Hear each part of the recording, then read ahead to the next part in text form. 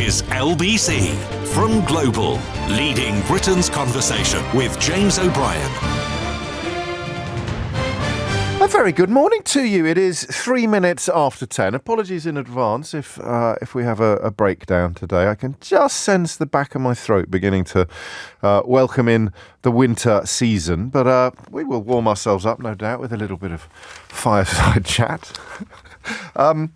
I didn't think we'd be doing this for a while, and it may well prove to be that we've jumped the gun anyway and are doing it too soon. But there are 2.5 stories combining to form the first question of the day.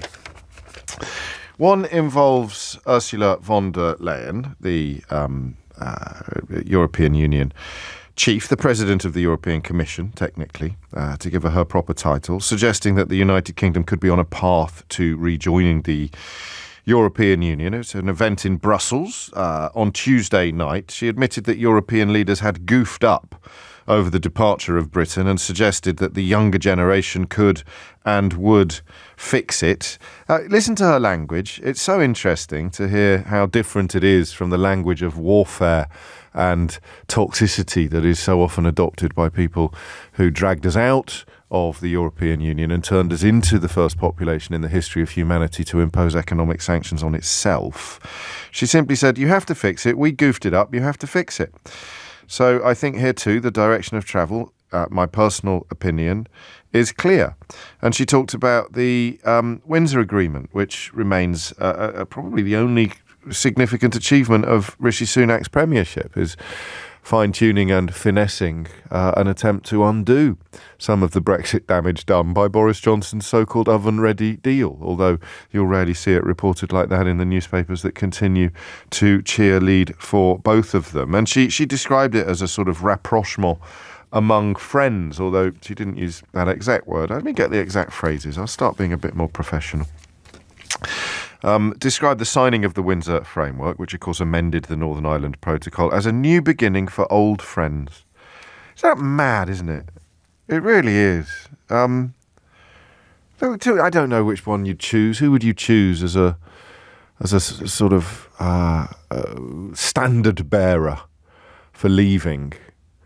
And then here you have someone who is a standard bearer for the Union, for the Commission, and she describes the Windsor Agreement as a new beginning for old friends. No rancour, no vitriol, no toxicity, no hatred, no jingoism, no racism, no abuse, no fact-free faffing about. Just a simple statement. It's a new beginning for old friends.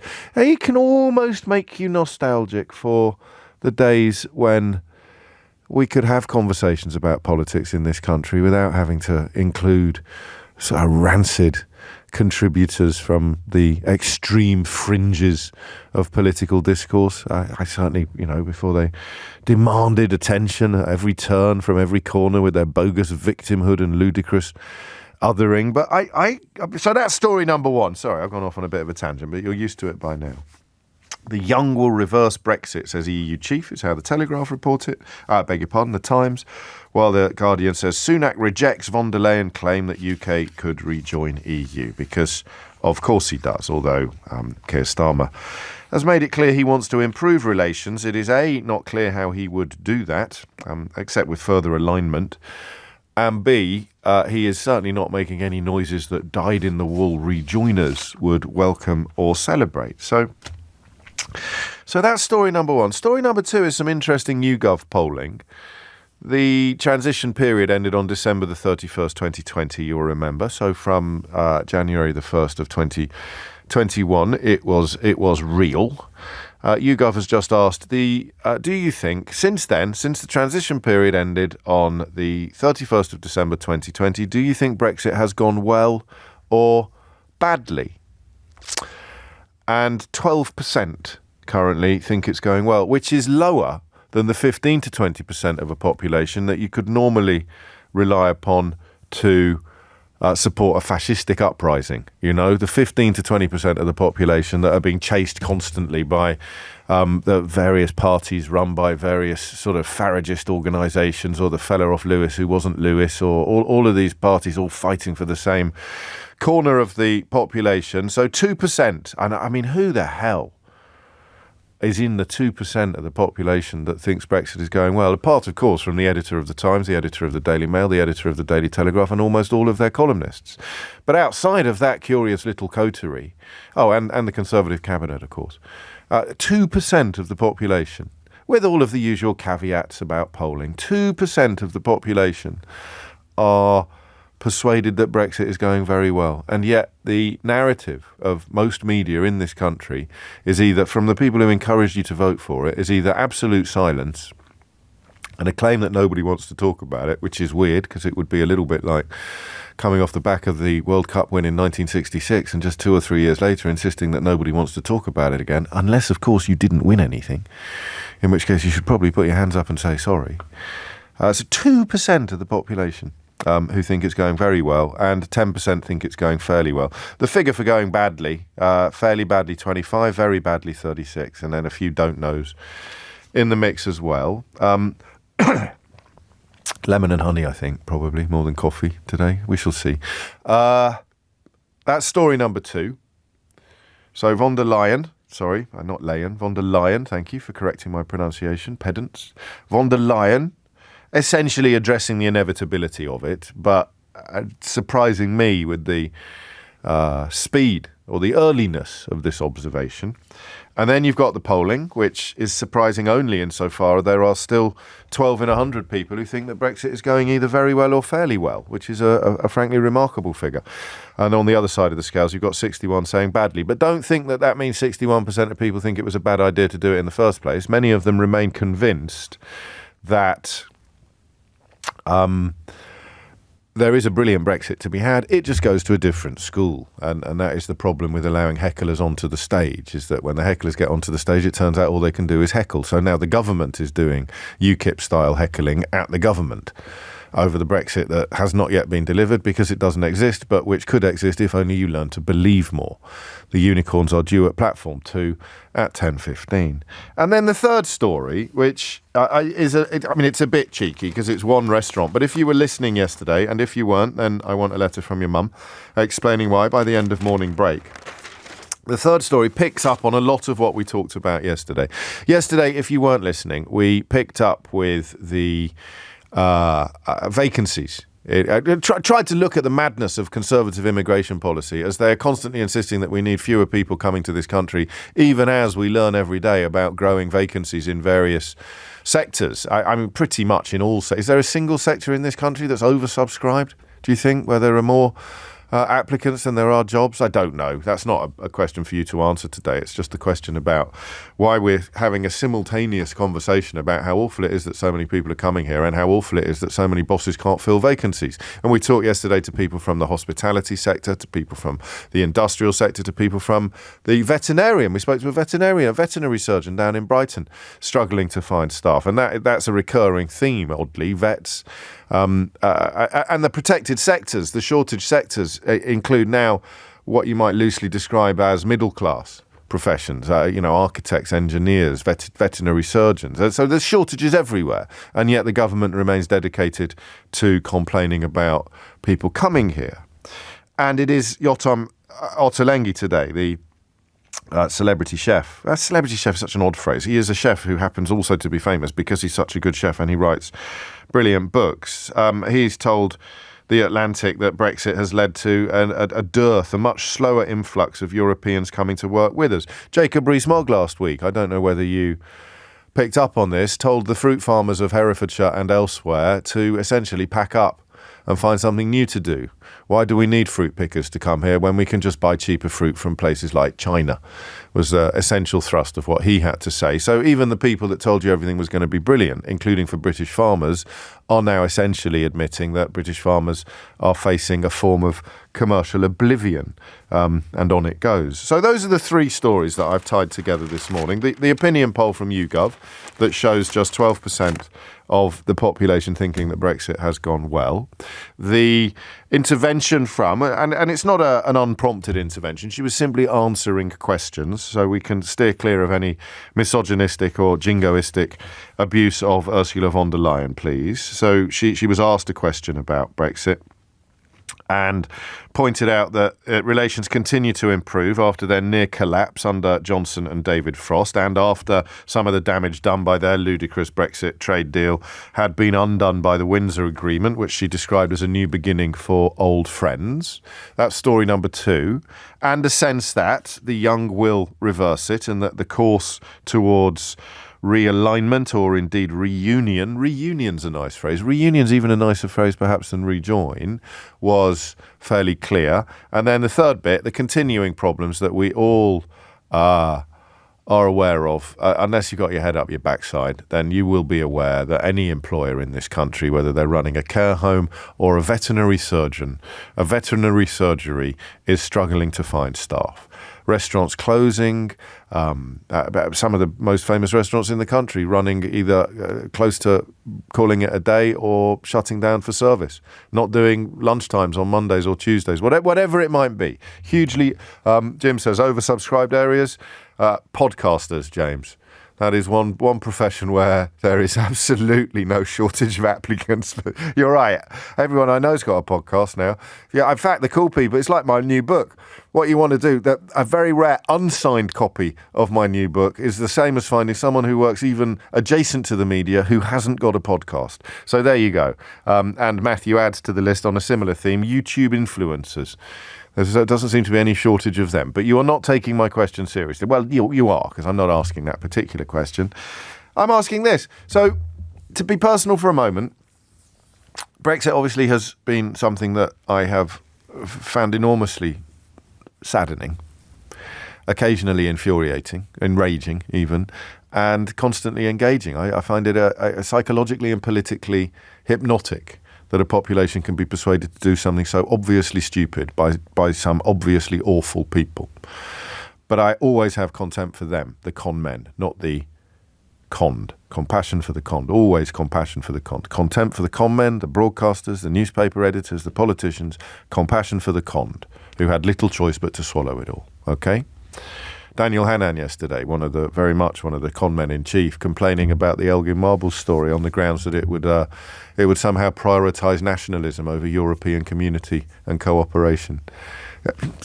Just run that by me again. A senior Brexiter complaining that the Greeks, in pursuit of the return of their national treasures, were prioritising nationalism over international or European cooperation or community. Happy days, eh? Happy days. So, contempt for the con men, compassion for the conned. There it is. I thought we were at least 2 electoral cycles away from anyone even raising the spectre. And I have a suspicion that when it is raised, it could be the Conservatives that do it. It could be the post, if they lurch to the right after the next election, the return to the centre, at some point it's just going to become inevitable. And there is absolutely no guarantee that it would be the Labour Party, as opposed to the Conservative Party, that broke ranks first. It could easily be a new and as yet almost inconceivable iteration of the Conservative Party that simply says, with its traditional reputation for pragmatism and economic responsibility restored, simply says it is absolutely absurd not to be in the single market, which is simply true. But here's the question. Is it going to happen sooner rather than later? I'm very much on the side of later. I would say 20 years. Simply because of the toxicity of domestic politics. But a lot of people have pointed out to me that there is going to be a population shift. You know, I'm not being brutal, I'm certainly not celebrating it, but people who are proven to be more likely to have voted for Brexit are going to pass away. They are going to shuffle off this mortal coil. And young people, particularly those who didn't have a vote in 2016, are overwhelmingly aware of the advantages of reunion. So as the dust settles, as we move on, as the wheels turn, as the world turns, those of us who, through a combination perhaps of caution and be careful what you wish for. Do you know what I mean? Like caution and optimism management. I'd love to sit here and say, I'd love to have sat here and said for the last few years, Ranjit says, please add fish and chip shops to your list of businesses that will be shutting down due to Brexit. And Ranjit's in Albury. They already are, of course. I would love to have sat here for the last few years saying, "Oh, it's going to happen. It's just start the clock. Tick tock, tick tock. We'll be reunioning any minute now." And I haven't done that. I haven't bought that at all. I've been very much of the view, I think, partly through pragmatism and partly through optimism management. I don't want to let myself believe that it is possible, because there have been so many disappointments electorally and politically over the last few years for people who aren't jingoistic or stupid and or conned, of course. And yet today, just a little glimmer, a tiny little glimmer, a little spark. Maybe it will be sooner rather than later. And I don't know what I mean by that. I can't put technical terms on sooner or later, but I can tell you that Chris is the first person in Idiot's Corner today. He says, "James, you're essentially saying that British businesses can't survive without importing cheap labour. How is that ethical?" Well, as I explained yesterday, Chris, welcome to Idiot's Corner. Before we left the European Union, it was actually against the rules to offer jobs at below the going rate for homegrown workers to workers from overseas. But since we left the European Union, that 20% reduction in the offer from the going rate for people who are already here has been enshrined in law. And in fact, I don't know how much attention you've been paying, but the entire conversation yesterday among the Tory party was about repealing it. So that you would no longer be able to offer lower wages to people from overseas to come here and work in the sectors where there are distinct and obvious shortages caused by, Chris, the Brexit that I suspect you voted for. So that's a nice early opening for Idiot's Corner. No doubt Chris will be finding plenty of people to keep him company in the next hour or so. So there it is, 20 minutes after 10 on a miserable, freezing cold Thursday morning. Can we warm the cockles of our collective hearts a tiny bit by wondering whether reunion with the European Union is likely to happen a little bit sooner than perhaps we feared. Sooner rather than later. 0345 6060 973. James O'Brien on LBC. James O'Brien on LBC. It is 23 minutes after 10. I told you Chris wouldn't be lonely in Idiot's Corner. Here's Mike. I'm sorry, but you're living in an echo chamber if you think that we will ever rejoin the EU. I'd love to call in to debate with you. Check out Omnisys polling, the lowest ever recorded support for rejoining the EU. So I did. Omnisys polling in August of 2023 tells us that 60% of Brits want to rejoin the EU. With nearly the same number saying Britain was wrong to leave in the first place. And the managing director of Omnisys, I accept, Chris, you may have a better grasp of the work that they're doing at the moment than the actual managing director of that company does. Brian Cooper says, since the beginning of the year, our Brexit sentiment tracker has hovered around the 60 to 40 mark of voters who think the UK should rejoin the European Union. We're seeing the same kind of split on the question of whether Britain was right or wrong to leave the EU. The data are interesting because we are now seeing a very stable and consistent message from voters that perhaps the debate over Brexit should be far from being done. But not in Idiot's Corner. In Idiot's Corner, the company that conducted the polling that the managing director is describing there is proof that asking this question is evidence of inhabiting an echo chamber. 10:24 is the time. Liz is in Cricklade. You've always said sooner, so you need to persuade me of what's changed. Well, I have always said sooner, and that's because I work in food, and people who work in food can see that is going to pull us back. We all need food, and it's getting shorter in supply. It's becoming more expensive, and that is the reason that was always the biggest reason why Brexit was the stupidest thing we could do, particularly coming out of the single market and customs union. But given the mess, and we've heard at this mess in the COVID inquiry, that this shower has made of COVID, why does anyone think they're going to do Brexit well? And what they've done to our food system is the most appalling mess you can ever think of. Let me read you something from the Farmer's Guardian that you've probably already seen, but it is a counter to the point that you make. Jacob Rees-Mogg has failed to recognise the invaluable contribution of farmers and growers in domestic food production after comments made regarding seasonal labour on farms. Mr Rees-Mogg said the UK does not need fruit pickers and suggested cheaper fruit should be imported from abroad. So let's say you're both right, that we have completely decimated our own food production systems, but the solution would be to import lower quality, cheaper stuff, deregulated stuff from abroad. But the problem with that, James, is that firstly, with Asia and the emerging market that it is, the competition on world markets is enormous, and as a small country, we are getting weaker. And added to that, we're getting poorer. So it means that we've got less clout on world markets. And the global food situation, because of war and climate change, is also contracting. It's dire. So it means there's less food to go around. So it actually adds to the weight to get back into where we belong. But why does it? Because food security doesn't depend on single market membership. It depends on growing more ourselves, and we can do that anyway. No, it doesn't depend. We've got a very difficult climate. We can't grow the food all year round. They're growing haricot beans now. They're growing haricot beans in... Andrew Ward is, yes, I've seen. There you go. Yes, patriotic that's beans. Very good. We can live on English baked beans. No, the damage we could have done, and if they'd really wanted it to work, they should have put a lot of effort into increasing food production here, because it would have made us sovereign. A country that cannot feed itself is not sovereign. And it's the reason why we joined the European Union in the beginning. We had the empire that fed us, and that happened because we repealed the Corn Laws in 1846. We then learned a very hard lesson in 2 world wars about food, and all of that was forgotten in a sort of mad night of Brexititis. And people have just been going around looking for something amazing to make it worth it. But as we're seeing, food is getting more expensive. Shelves are getting emptier.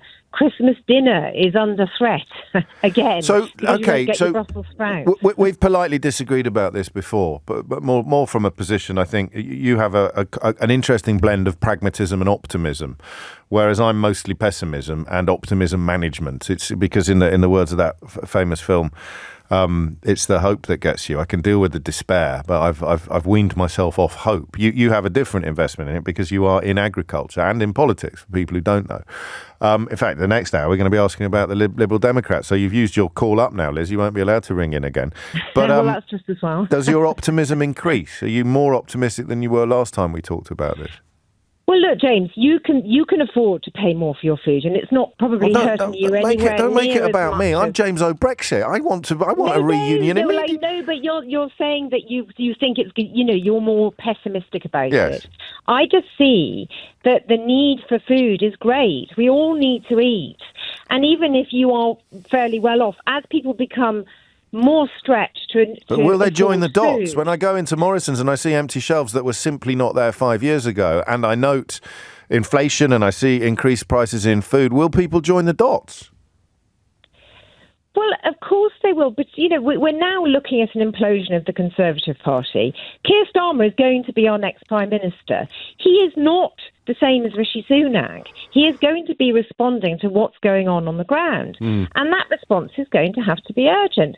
And the destruction of food here is so great that we are not going to be able to come up to feed the British people. It's going to take years to recoup what we've lost. So what's the sort of, I forget what the correct figure of speech is, but the sort of point of no return? What's the hump? What's the point at which the momentum becomes irresistible, do you think? I think we're going to have, the food, as I've said all along, the food shortages are going to get greater. The food inflation is going to get worse. So eventually people are going to clock that the diet has changed, the shopping situation has changed so much, and they will hopefully understand that it is intrinsically linked to membership of the single market. Thank you, Liz. Robert responds with, "What an absolute load of pure rubbish," says Robert, about Liz, a farmer's account of what is happening to agriculture. Robert, I suspect, is not a farmer. 10:30 is the time. Thomas Watts is here now with your headlines. James O'Brien on LBC. James O'Brien on LBC. It's 10:34 and you are listening to James O'Brien on LBC. I think fruit pickers are a really interesting emblem of bigger issues, don't you? Do you remember they were quite often cited as one of the examples of something that would be damaged by Brexit? And then, didn't the government... Sometimes I wonder whether I've actually dreamt things. Does that ever happen to you? Do you ever sort of... that little bit of hinterland when you wake up in the morning and you're sort of half awake and half asleep, and if you've got the radio on, you sort of mishear something. and you find yourself a few days later having a conversation, and you say, oh, well, of course, you know that there was a scheme to try and hire British people to pick fruit. And your mate says, no, there wasn't. What are you talking about? And you go, no, I'm sure I heard it on the radio the other day. Didn't the government announce a scheme to sign up British people? We're going to train our own. We're going to sign up British people. And they needed 10,000 people and 3 applied or something like that. Did I misremember that? I don't think I did. I think that happened. But they never mentioned that, you see. So Jacob Rees-Mogg then segues effortlessly and lugubriously to claiming the other day that the UK doesn't need fruit pickers. We'll just get cheaper fruit from abroad, where, of course, the standards of employment would be lower. The regulation of pesticides could well be different. And because we're no longer in the European Union, they would be allowed, importers would be allowed to bring in stuff that was considerably less healthy or less well regulated than the stuff that we would have been able to bring in as members of the European Union. But they don't. Do you see what I mean about the dishonesty of it all? You're sitting there thinking, oh, he's back on his Brexit hobby horse. But Jacob Rees-Mogg told you, A, that fruit picking wouldn't be affected, then that the vacancies could easily be filled by British people, and now that we don't need fruit pickers at all, because we'll be able to bring in pesticide-dripping plums from China? I don't know. Where would it even come from? If it's going to be cheaper, it has to be not abiding by the legislation that we abided by when we were in the European Union. The only way you can do it cheaper is by using pesticides that you're not allowed to use, or by having lower standards, or poorer working, perhaps a little bit of child labour, bring it in from a country with child labour. And yet no one notices. A quick word on why I love this job so much. So I'm reading that thing. I just read it to Liz in Cricklade. Well, you may not realise that Liz in Cricklade on other shows is Liz Webster, the chair of Save British Farming. And they ring her and they book her to come on. But she actually gets quoted further down the story that I just read to her. So I'm sitting here going, you may have seen the story in the Farmer's Guardian, and then quote it from the first 2 paragraphs, which is Rees-Mogg banging on about why we don't need farmers anymore, or fruit pickers.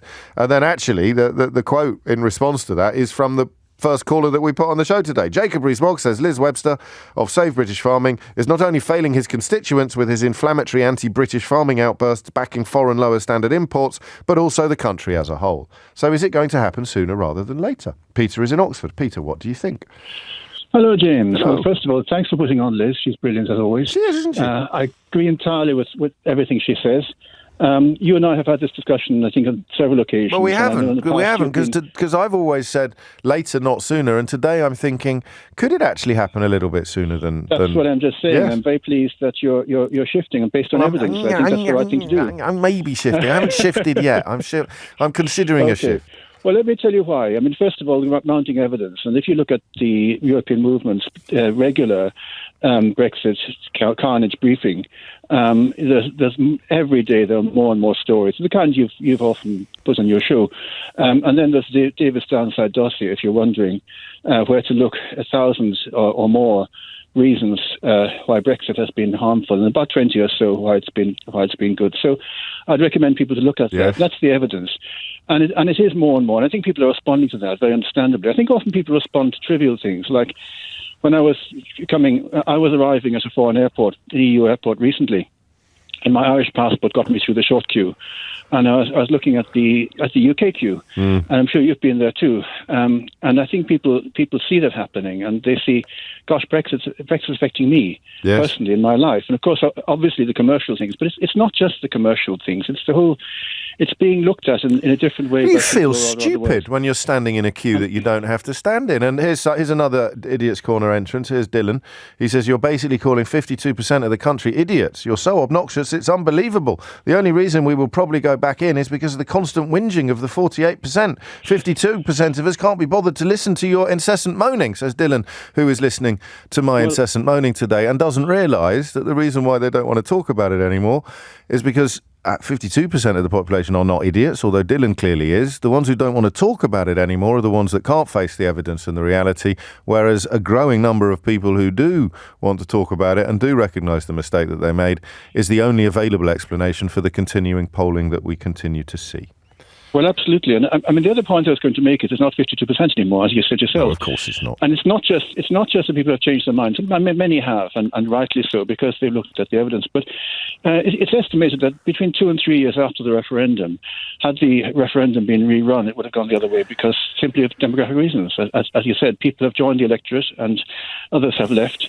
And so it doesn't take a change. That's the phrase I was looking for was tipping point, wasn't it? That's the phrase I couldn't think of. Tipping point. But here. So Jeff's crunched the numbers. Jeff's tweeted me to say the swing from Leave to Remain changes by 1.3% every year.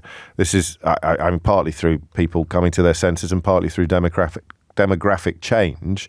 So by 2030, which is the end of the next political cycle, potentially, it should be around 66.3% for reunion, and that's when parties will start putting it in their manifesto. Would you go sooner or later than the next? So we get this general election out of the way. I would have said at least 2 more, probably 3, last year. The suggestion now is that it could be the one after this. Would you agree with that? Look at it as a step-by-step process. I mean, I think rejoining is, we're looking at 2 elections away. But I think an awful lot will happen in the meantime. And I think Labour are not being ambitious enough. The trouble is the TCA was badly negotiated, was done in a hurry. Yes. It favoured the EU in many ways. And of course, the EU aren't going to concede massively on things like veterinary standards and so on. There are tweaks to be made, but it won't be massive unless the UK actually looks more adventurously at things like rejoining the single market and customs union. And that's a step on the route. And I think that people will increasingly recognise that is the next step. And who's going to resist it? Who, apart from people like Dylan, who obviously is struggling to do his shoelaces up at the moment, who's going to lead the resistance? This is what the tipping point is all about, isn't it? When the points that Liz makes and that you make become so obvious, whether it is the personal indignity of having to queue up to get into a country you didn't used to have to queue up to get into, well, members of your own family, in my case, with an Irish passport, are smoothing their way through customs, or whether it is joining the dots on things like food prices or selling out our farmers. Who would lead the resistance? I mean, who would actually say we're better off being poor? It's happening faster than we expected. It is, isn't it? Because, look at the years between 2010 and 16. There was a massive shift. Nobody in 2010 would have thought a referendum could go the way it did. And there was a shift in public opinion for whatever reason, and part of it was to do with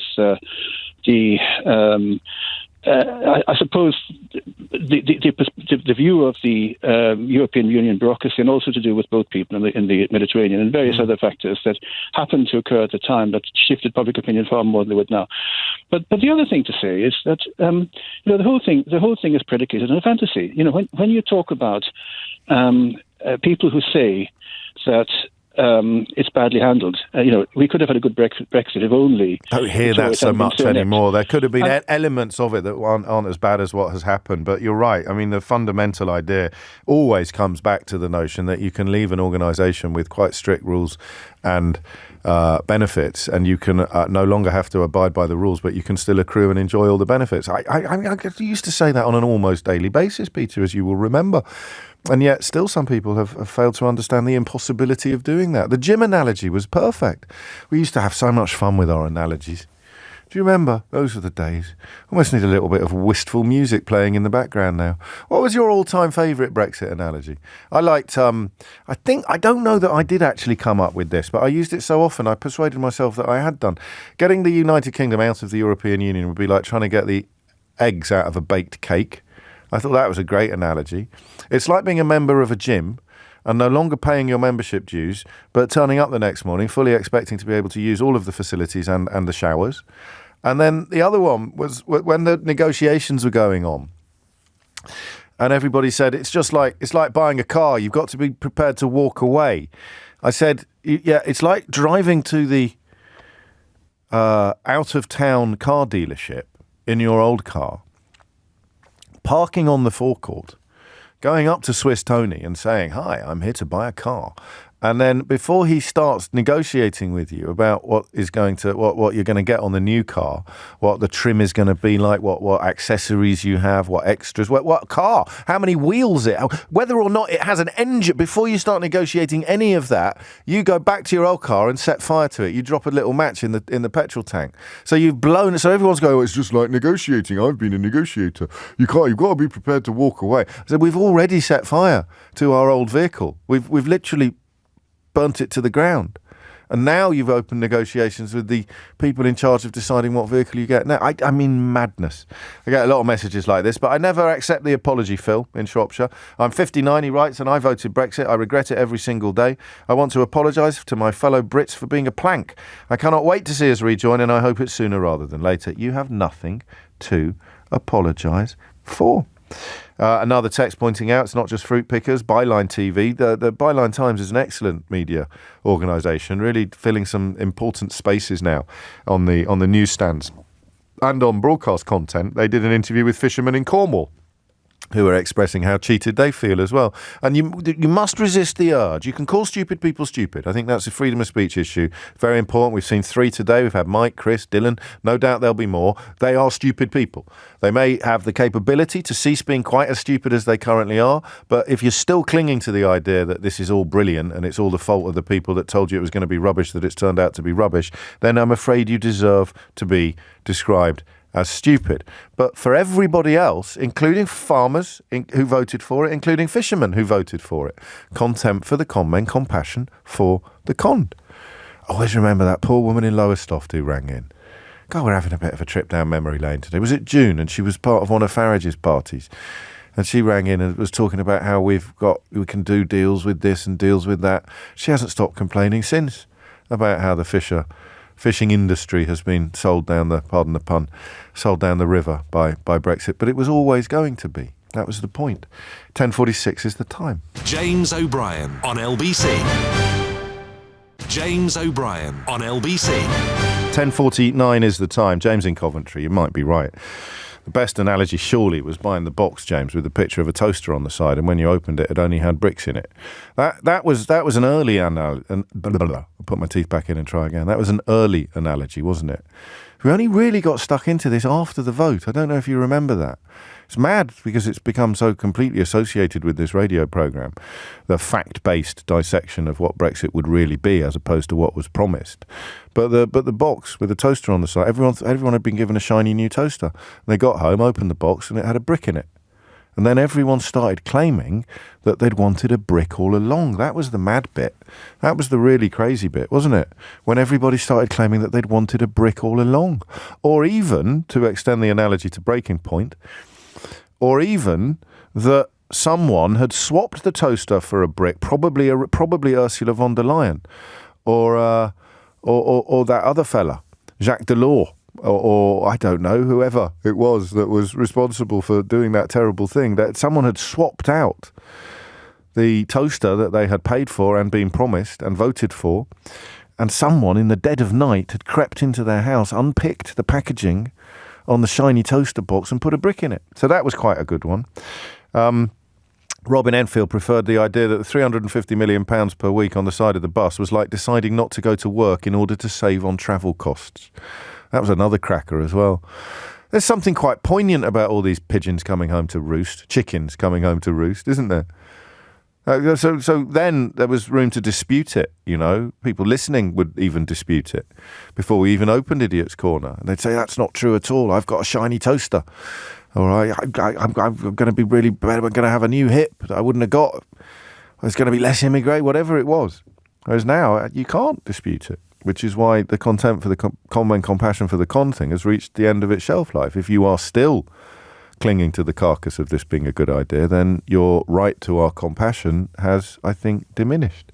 Gilbert says, it's like turning up in your car, saying that you need to be prepared to literally walk away from a deal that would have involved part exchanging your car. You might need to think that one through a bit, Gilbert. It's not quite as pithy as the ones that we've already had. It's like turning up in a car to negotiate a new car, threatening to drive away, having set fire to your own car. That was the British negotiating position on Brexit. Alan's in Manchester. Alan, what would you like to say? Sooner rather than later? I think it's later. I know.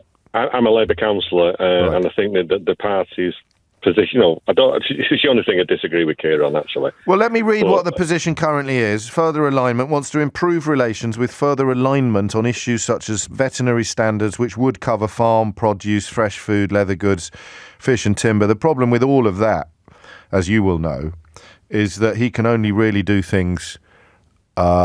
what's that word I'm looking for? Autonomously, but what's the other word? Like when we talk about nuclear bombs, when you disarm unilaterally, he can only do it unilaterally, can't he? Because they're not going to be coming back to the negotiating table anytime soon. No, they've been scarred, and and I think what people realise that the campaign to leave was led by two of the biggest rogues ever in British politics. Yeah, that's Johnson and Farage, and why ITV? If anyone's why anyone's tuning in to, I have to be careful. It's a family show, James. Yes. Watching Farage, that con man, the biggest con man ever. And I do subscribe to the Byline Times and read all about him. And the Led by Donkeys do brilliant videos on just what it's all out there. The evidence is all out there. It's all out there, and yet people choose to ignore it, up to and including the head of ITV at the moment, which is a conversation for another day. Why the pessimism? Why this? So the next election, no chance. But by 2030, if the numbers continue in the direction they're going now, 66+% of people wanting a reunion, someone will stick it in their manifesto. Hopefully, yeah. But what I would like to see from a Labour government, and this, I would like to see an inquiry into Russian interference at elections, because that's never been looked at, and it's widely believed that all the social media posts, a lot of them, a considerable number, were via the Kremlin because it suited Putin. So I would like to see that from a Labour government to say, the referendum was fiddled with. We do have the proof. Well, what they say to you, of course, is that no one has ever found any proof of Russian interference. Brackets, please don't mention that we didn't actually do an inquiry. And that was it. That was the intelligence inquiry. And I think it was the SNP MP who was asked that question. And he actually said the remit of the investigation, we weren't asked to look for that. But, has anybody, what I said to your producer, has anybody rang in today with a palpable Brexit benefit? Yes. What have we got? I've got two. So, Idiot's Corner, which we all enjoy. Yeah. And apparently soy sauce is cheaper, someone has told me. All right. But I think what we need to do, and you're arguing... Can you not just gloss over that, Alan? I know you're a proper councillor with grown-up politics to discuss, but could you please not just gloss over cheaper soy sauce? Well, yeah, that is... Actually, James, that is brought up regularly on the doorstep. Shut up. Oh, yeah, people say to me, they mention potholes, bin collections, that tree needs pruning, and soy sauce. I was in Manchester's famous Chinatown only yesterday, and the posters and the banners were everywhere. It was fantastic. Yeah. Yeah, but we could go on forever. But I think what we need to do is, and I'm as guilty as anybody, and that is, what we've got to say to people is, not get on our high horse and just say, look, you probably voted, and this was in you've mentioned that Byline Times article, and They were in Brixham and Grimsby. They were. And anyone listening in, please subscribe to the Byline Times. It's brilliant. I endorse and this I think message. what we have got to say, we've got to say, look, you were conned. Yeah. You might have voted for what you thought for the right reasons, but the evidence is there you were conned. We're going to have another referendum. And, to think of what I said to your producer, what people don't realise about the EU, it was the best peace project ever. Well, that's one of the reasons why it was formulated. And what are the people doing who flogged us the departure from it? They're now going after the European Convention on Human Rights, which was probably the only thing that vies with the European Union as being a guarantor of peace in continental Europe, which is why it was originally conceived by Winston Churchill and others. But you already know all this, Alan. Hey, Alan, I've got something for you. Come on, mate. I've got a book record. Do you read fiction much? Not really. I'm not a very good reader. I'm reading a book on hedgehogs at the moment, but go on, mate. Well, that sounds interesting. Pretty good. There's a book. It's fiction, but you'll love it. It touches on the Russian stuff. It touches on Brexit. It touches on the political decline. I haven't yet recommended it live on the radio because I only finished it last night. It's only been out a couple of weeks. It's by a former MI6 operative, and it is called A Spy Alone by Charles Beaumont, and I give that 5 stars. That is one of the best books I've read in a very, very long time. So if you do want to have and it's one of those books that smuggles in knowledge and information via the tactic of an absolutely riveting plot. So I think you'll enjoy it. I will do, but the other one I could recommend is actually a book by Luke Hardy called Shadow State, about Russian interference in elections and about Russian subterfuge. Yeah, he was indeed on this programme talking about this book not long ago. Yeah. I saw Luke the other night. I think he's on his way back to Kyiv at the moment. But that fiction, just before you go, a whole book about hedgehogs. Yeah, well, it's part of me. Well, it's declined enormously. So my portfolio. Well, that's half environment. a page. That's half a page. Yeah, and what I try to do is persuade developers, or we will do in the future when we get what's called a local plan. So when you build houses, put nesting bricks in for swifts, which have declined, and sparrows, and also hedgehog highways. I've got a nesting box for swifts. Would you believe? The problem is, James, I love you even more, mate. The builder put it up when we had scaffolding, and now I can't. That's fantastic. Yeah, but I can't work out whether there's anything in it or not. If swifts don't go in it, sparrows will. But I think it's got sparrows in it. Facing the right way, mate. I leant out of the bathroom window the other day, and it was a bit hazardous. And it looks to me as if there is some chafing around the entrance of the swift box. Do you see what I mean? It looks like it's seen some action going in and out. You'll hear the swifts, but it's probably sparrows. Well, I don't mind sparrows. And what I mean, they've declined by 68%, James. They're on the RSPB red list now. The humble British sparrow. That's the house sparrow rather than the tree sparrow. Yeah, the house sparrow, yeah. I like that. You glossed over my question there briefly, I think, Alan. You've got a whole book on the go that is about hedgehogs. Yeah, it's called The Cry from the Hedgerows, I think. So I've got about a chapter in.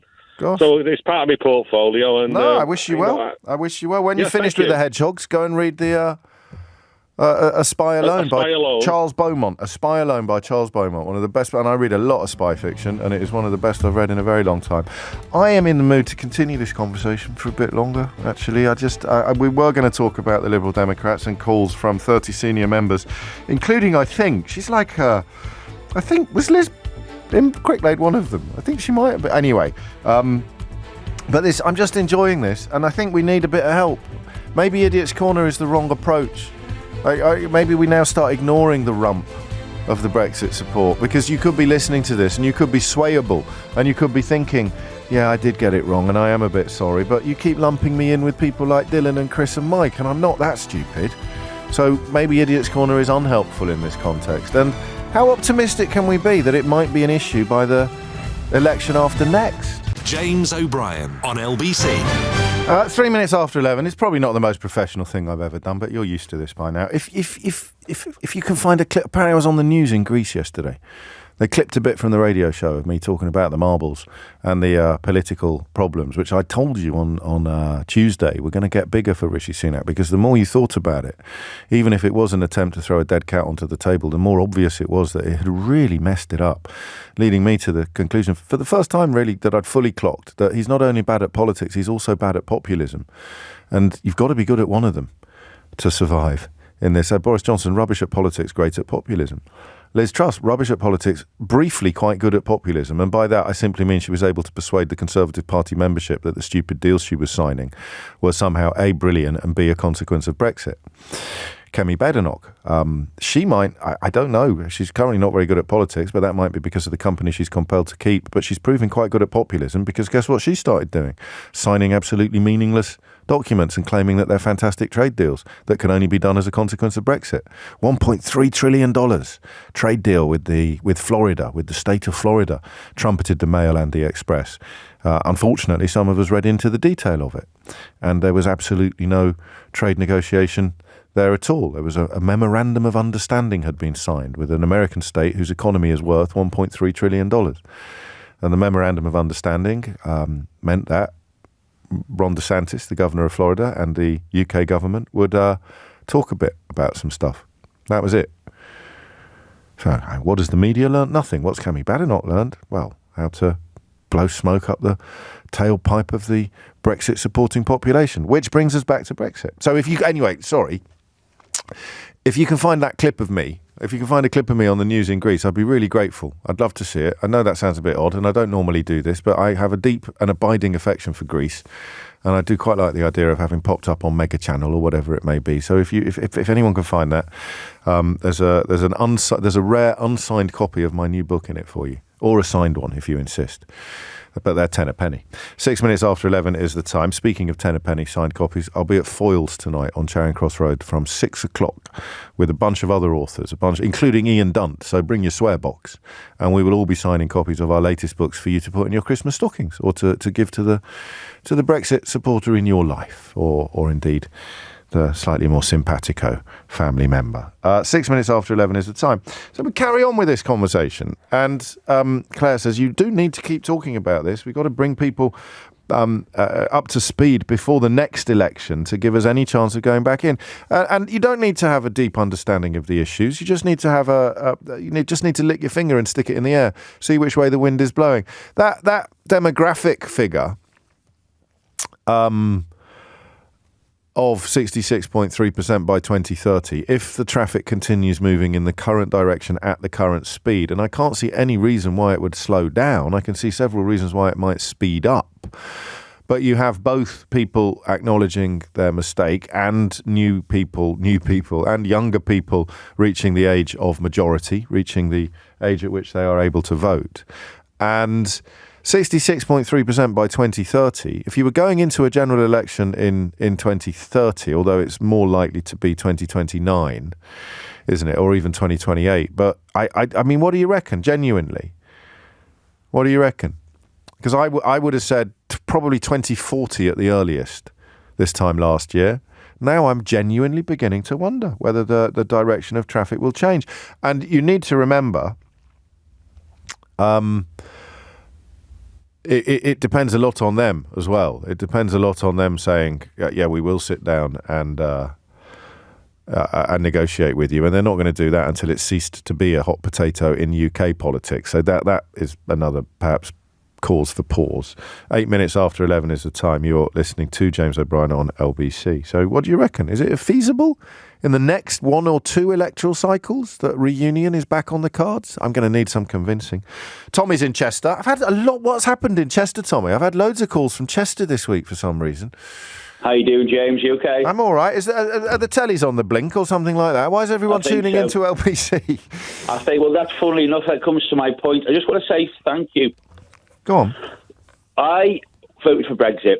Yeah. And so now, because I was misinformed. Now, I've been listening to you for a while, and I've tried to think of arguments when I was against you, but I couldn't do. And I thought, well, you're either very clever or you're right. Or both. So, hang on a minute, I could be both. You could be both.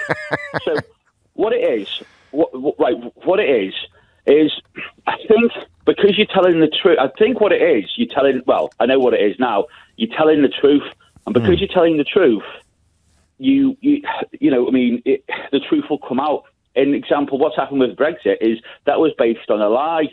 Now, if anything based on a lie will come out eventually, because it has to. Now, see, my solution, I think it's good news. I think we will rejoin because it's just based on economics more than it is anything else, more than anything overtly complicated.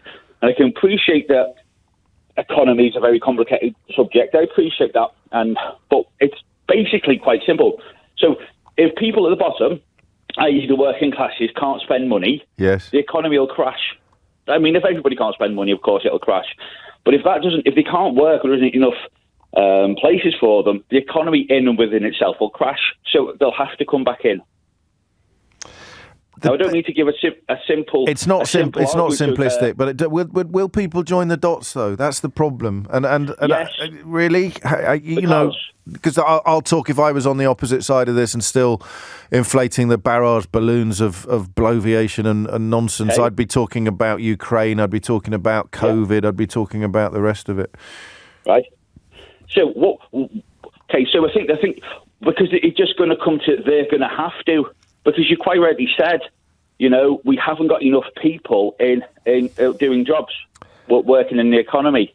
So it's going to come back to that point where, well, we need people. So just based on that and that desperation, I mean, it's going to come down to that. You see, I mean, and that's where it's going to come down to. So in that respect, it would be time to be optimistic. because it's just coming down to the human nature. So we're talking about a tipping point. We're talking about a point at which, even if there are still people banging on about sovereignty, then it will be just drowned out by people banging on about reality. Well, that's the thing. I mean, that's perfectly correct. Yeah. I mean, it's just down to, and I don't mean to oversimplify this, because you can't often get sick. But the thing is, this problem happened. Brexit happened because somebody tried to. But I haven't got time to go into it now. But people who we know tried to give a simple answer to a complicated equation. And the thing is, Boris Johnson didn't even want Brexit. No. He did it so he would appease the old school Tories, so he could become leader. Well, he's a really good example of what you said about it doesn't matter how much effort you put into pretending it's not there, insisting it's not there, trying to create, but eventually gravity will get you. Because everything about Johnson was built on lies, eventually it fell apart because he carried on lying. He lied again. It wasn't the Brexit lies that did for him, but it was the Brexit lies that got him into the position where his further lies about parties and about Chris Pincher and you name it, he lied about it. It has to fall apart eventually, and that's where you get your optimism from. Well, yes, it's based I like on... that. Yeah, and that's what it's just. So it just comes from that because I mean, when me and the lads used to listen to you when we were Brexit, we try and listen and we try to think, well, where's he gone wrong? Yeah. And because I will, if I'm wrong, I'll admit it. Yes. Same. That's just because I trying to be mature sometimes. Well, there's no point. There's no point having a mind if you never change it, is there? Well, that's it. And you've got to look at it and you've got to think, well, hang on. You see, and you're quite right. There's different people. Some people voted for Brexit obviously they thought it was the best thing to do. Yes, and there were some people who maybe had another agenda and whatnot. But when you're not given the full information, like I said this, how I win, not even win arguments, but how I won people over is this. Okay, you've got a hardened Brexit supporter, like I don't know, someone who's a fan of what's he called, Steve Baker. Yeah. Is that him, I think? Hard man of Brexit, Steve Baker. Right. Give him his full name, please, Tommy. And you say to somebody, okay, brilliant, you support Brexit, come and work for me and I'll give you 500 quid a week. Yeah. Okay, you can work for me after a week. I'm sorry, lad, there's only 200 quid. But you say 500, I know, but I got it wrong. So listen, keep on working for me. Okay? Yeah, I like it. And they go, well, just because when you put something in somebody's terms and you make it real to them, then somebody go, well, you said 500. I said, no. But that was just but we can't give you that because of Ramona's or whatever it was. We can't give you the 500. We can only give you the 200 that we promised you. Don't you worry, James. There's a free sandwich on Saturday. Hang on a minute. Just to really put the cherry on the icing on the cake, I've just got a text that says, I'm not sure if you're watching I'm a Celebrity, Get Me Out of Here. Take a wild guess. So, no, I wasn't aware of this. Fred Siriex, who we're big fans of, asked Nigel Farage for a benefit of Brexit, and Farage said, and I quote, we have a submarine deal with Australia. So there's your free sandwich on Saturday. Oh, there we are. Well, that's good. I mean, so does that mean that we're going to have a better submarine? Does that mean... We're going to have with your accent, we're going to have a yellow submarine. We certainly can, my friend. That's where it's going to be. Oh, dearie. Thank you, Tommy. And for people getting in touch to say that we shouldn't have compassion or we shouldn't be accommodating for people who voted for it, Tommy is a perfect example of why I disagree with you. Because civilised, intelligent, thoughtful people can always find ground and can always admit that they've made a mistake. 14 minutes after 11. Well, actually, just coming up to 11:15. I think I've found where someone sent me the clip, but you've sent it via text. I don't know if I can access it. Have we got it? Ah, happy days. Well, we'll play it out after this. James O'Brien on LBC. James O'Brien on LBC. 17 minutes after 11. There's no rhyme or reason to the when somebody in the public eye passes away. There's no rhyme or reason to my decision to mention it or not mention it. Sometimes I finish the show and think, oh my days, I forgot to talk about so-and-so who passed away. Other days we mention it and it's not necessarily somebody who registered on my personal Richter scale of recognition or admiration, but I'm just saying that. So it's far from infallible. But I did watch Brookside a lot as a younger man, and I did find Dean Sullivan's portrayal as Jimmy Corkill absolutely riveting. I was one of those soap characters that was almost part of the fabric of your existence, like a sort of Jack Duckworth or a Vera or a Hilda Ogden. you know. So I mentioned that he's passed away very sadly, very young age, and love to his family and friends. Brookside was a huge show, wasn't it? So it's the only one really, because I don't think Albion Market or El Dorado count. They never got into the fabric of the nation in the way that Brookside did, and then suddenly it wasn't there anymore. 90 minutes after 11 is the time. Hi James, writes Jack in Manchester. On the day when we voted to leave the UK, I made a £20 bet with a friend that we'd be back in 10 years because the Leave campaign was based on lies. Every year I wish I'd raised the bet to something higher. I still think you're going to lose, mate, because that's 2026. There's no earthly way we're going back into the European Union in the next Parliament. But what about the Parliament after that? What do you think, given the direction of traffic, the aligning of planets, and the burgeoning reality of what we got as opposed to what we were promised? I just wonder. And I'd like some pessimists, or indeed some people who are adamant that it would be a terrible thing to do and that we're better off poorer and in all these sort of situations where things have got measurably worse, but there are benefits that like this submarine deal, which quite a few of you are pointing out, involved us sort of putting us in a position where the French will never trust us again. But anyway, who's aware of it? It's a half-truth at best. It's a deal between the UK and the USA to supply submarines to Australia by 2040. I wonder who gets the bigger slice of that, says Michael. 20 minutes after 11 is the time. Martin is in Margate. Martin, what would you like to say? Yeah, I'd like to say that idea of going back into the European Union, I want to realise here they have to be asked first.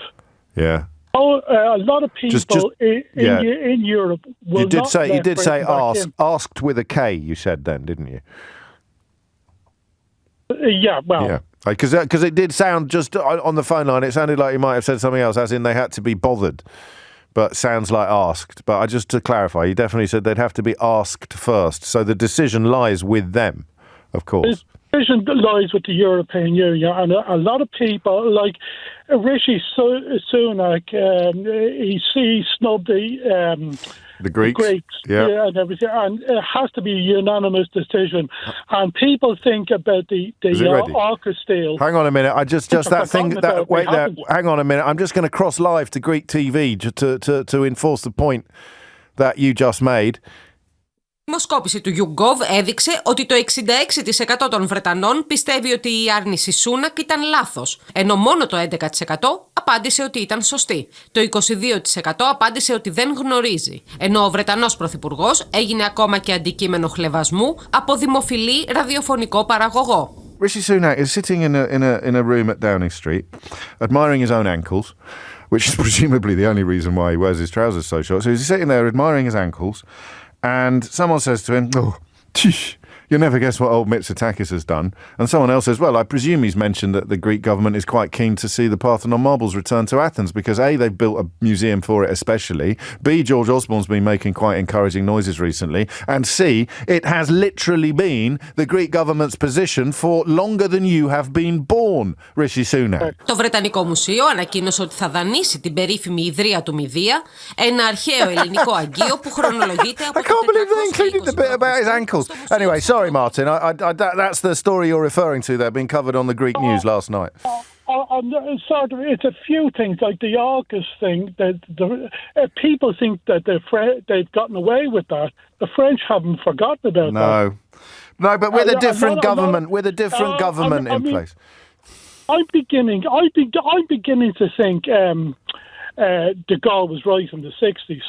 They never should have let us in the first place. And you, of course, speak from a perspective as an Irishman of being a member of still being a citizen of a country that is in the European Union. 23 after 11 is the time. Well, listen, I don't know who says no. That's the point. Idiot's Corner aside, and my reservations about Idiot's Corner being an agent for bad rather than good in the context of these conversations, who says no, we can't possibly go back in? Who actually says that in a way that could be taken seriously? I genuinely don't know. 23 minutes after 11. So my optimism is growing. Actually, not obviously this electoral cycle, but possibly in the next one or two, whereas I would have said 3 or 4 not long ago. Nick's in Worcester. Are you going to rain on my parade, Nick? No, I'm going to agree with you, actually. She's not unusual. Listen, first thing, I've run a couple of times, but first thing I've got to say is thanks for everything you do, James. That's very please kind. Keep it up. You're very kind, thank you. My thoughts are, Labour will win this election, and they won't do any major shift during this Parliament. No. I think what he's going to do is slowly... and not quietly, but slowly and craftily, well, that's the wrong word, but he's going to try and align us a little bit more in every sort of aspect that he can to demonstrate the difference to the people that are still, what you'd say, hard thinking, so not convinced they did the wrong thing. So during his first Parliament, he's going to get, as close as he can, demonstrate the change in, cheaper food or whatever it may be. And then I think in the following election, that's when he's going to be putting it on the manifesto, because by then you're going to get a lot more noise about rejoining or reunion, whatever you want to call it. Yeah, I think you might be right. And there's two elements to this which need to be understood in concert with each other. I did an event on Sunday, and my old editor from my days on the Express came up to me afterwards and said, you got that a bit wrong, and she was right, actually. So the regulations... The way you sell the regulations to the public as a bad thing is by describing them as foreign. So, Rees-Mogg doesn't care whether a regulation is good for the population of this country or not. He just tells them it smells a bit French, or the Germans have to abide by it as well, and therefore it's wrong. So you do it in a jingoistic way. But they also hate the regulations because they apply very lightly. They apply brakes on rampant profiteering. So, minimum wage legislation, health and safety legislation, food safety legislation, workplace safety.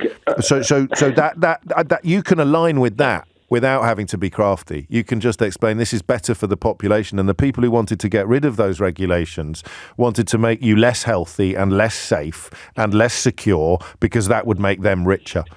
Yeah, I totally agree. But yes, the I know. People who are hearing that, James, are the people who are listening to your show. So until that starts getting called out more widely, and what the Jacob Rees-Mogg's benefited from leaving, and what the other hedge fund managers benefited from leaving, until that gets put on the BBC, and until that gets put in, the rags that people are reading on the Mail, it's not going to change. Well, you say that, but the numbers are shifted, the direction of traffic, and this show used to be quite famous for people ringing up from the opposite, from the other side of the fence, and they've gone a bit quiet in recent years. So I don't know. You could be right, and obviously up to a point you are indubitably right, but who I don't know what the numbers are changing measurably. They're moving quite fast. Even the Telegraph yesterday had a story in it about how it may have been by someone who who didn't swallow the Kool-Aid in the first place, because a couple survive on the business pages or something like that. It's the comment pages of the Telegraph that are a bizarre combination of hilarious and diabolical. But the news pages and the business pages especially continue to publish some brilliant journalism, and they were just describing it in very cool terms about all the bad stuff that has happened and will continue to happen. So, I mean, obviously I wish there were more outlets that were telling the British public the truth about Brexit from 2016 onwards, but we've got to work in the world that we inhabit. Thank you, Nick, and take care. 11:27 is the time. Dave's in Oxford. Dave, what would you like to say? Hello, mate. Well, I don't know about raining on your parade, but I might have a little shower. Go on. So I just don't think you're taking into account with the figures of people that have changed their mind. I just don't think you're taking into account the Project Fear that would be around. That would come back over again. the next Parliament. Yeah. And also the deal that we had originally was quite preferable in some terms. The agricultural rebate that Thatcher negotiated. And the other thing that's going to really bring the people that have come over to the light, the thing that's going to really push them back over to the dark side when Rees-Mogg and his mates start jumping up and down about it, is the fact that we're going to have to ditch the pound and go to the euro. Any new membership has to take on the euro. And that's I've looked into this. I think you can actually get around that. Oh, really? You think they'll let us in on not new member Well, I terms? think you need some sort of treaty commitment to look at starting the process. But we could be a bit like the French are and not actually follow the strict letter of the law on these kind of obligations. So we've definitely started the process. Then they come back in 5 years and say, how's it going? And we say, it's going great. Yeah, it's going great. See you then. Yeah, that's interesting. I do. Yeah, I do hope that is the case, because But otherwise, you're right. The idea of having to sell the single currency to people who've already voted to impose economic sanctions on themselves by prioritising emotions over evidence would be a very, very tricky task. Yeah, I think that is going to be the tipping point for most people that have come over to the. What would it look like? What would reunion look like?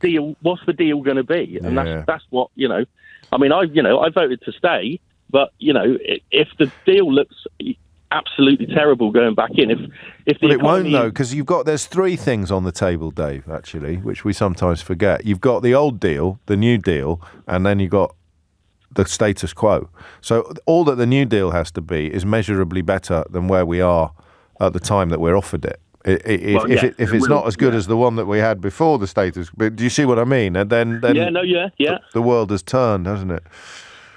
Yeah, no, you're very right. But I can't. So the only things I can think of off the top of my head are the agricultural rebate and ditching the pound. Yeah. But I'm sure there's a whole host of other things that we negotiated previously that were very good. That we this was why David Cameron was such a catastrophic contributor to the national decline, because he not only thought that he was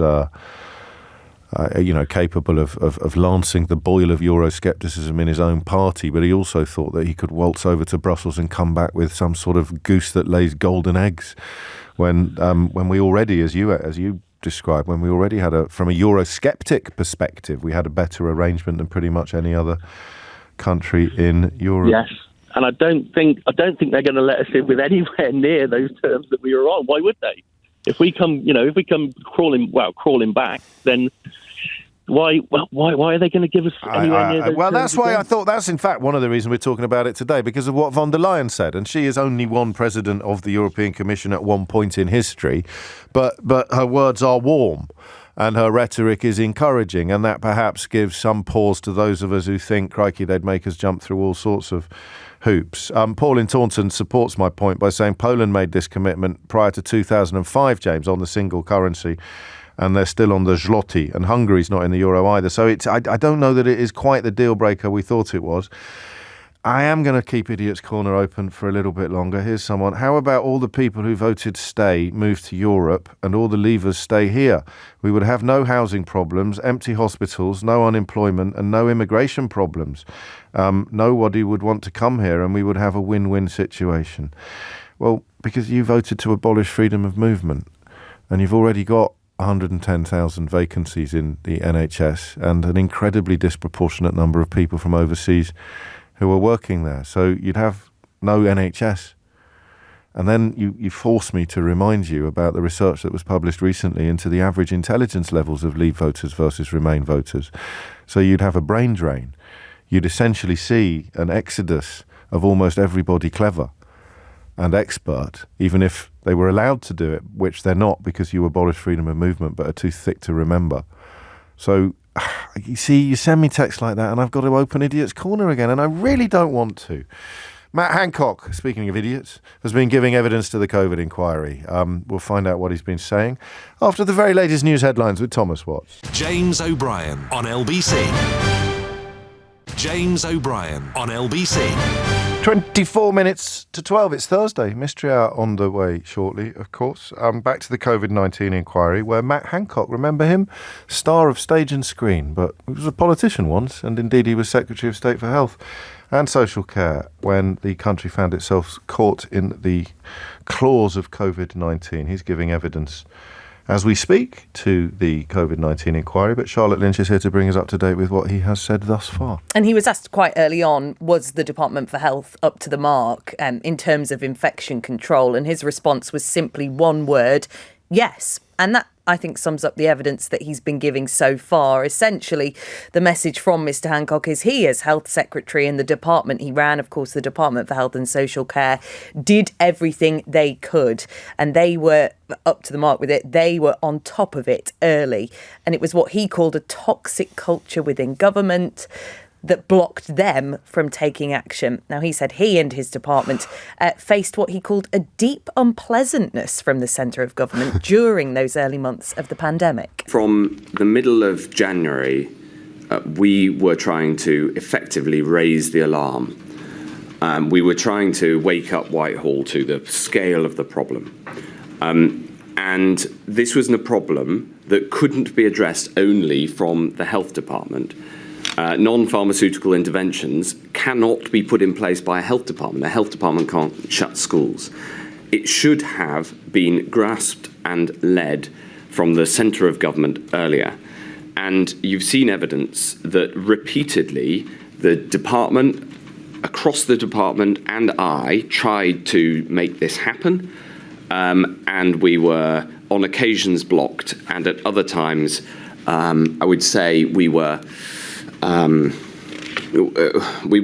our concerns were not taken as seriously as they should have been until the very end of February. Now, he said that you've seen evidence, and this is what Hugo Keith-Casey, the chief counsel to the inquiry, is trying to get to the bottom of, because it appears from his point of view, actually, there isn't much evidence to back that up, and all the evidence we've heard so far from others, mainly those diary notes, those nighttime diaries from Sir Patrick Vallance, showing, what he'd written from his evidence, the meetings that he was having showed the Department for Health and the government as a whole didn't have a grasp on it until late February, early March. But Matt Hancock suggesting there that from January, he was this driving force. He was the one that wanted the government to go further and do more.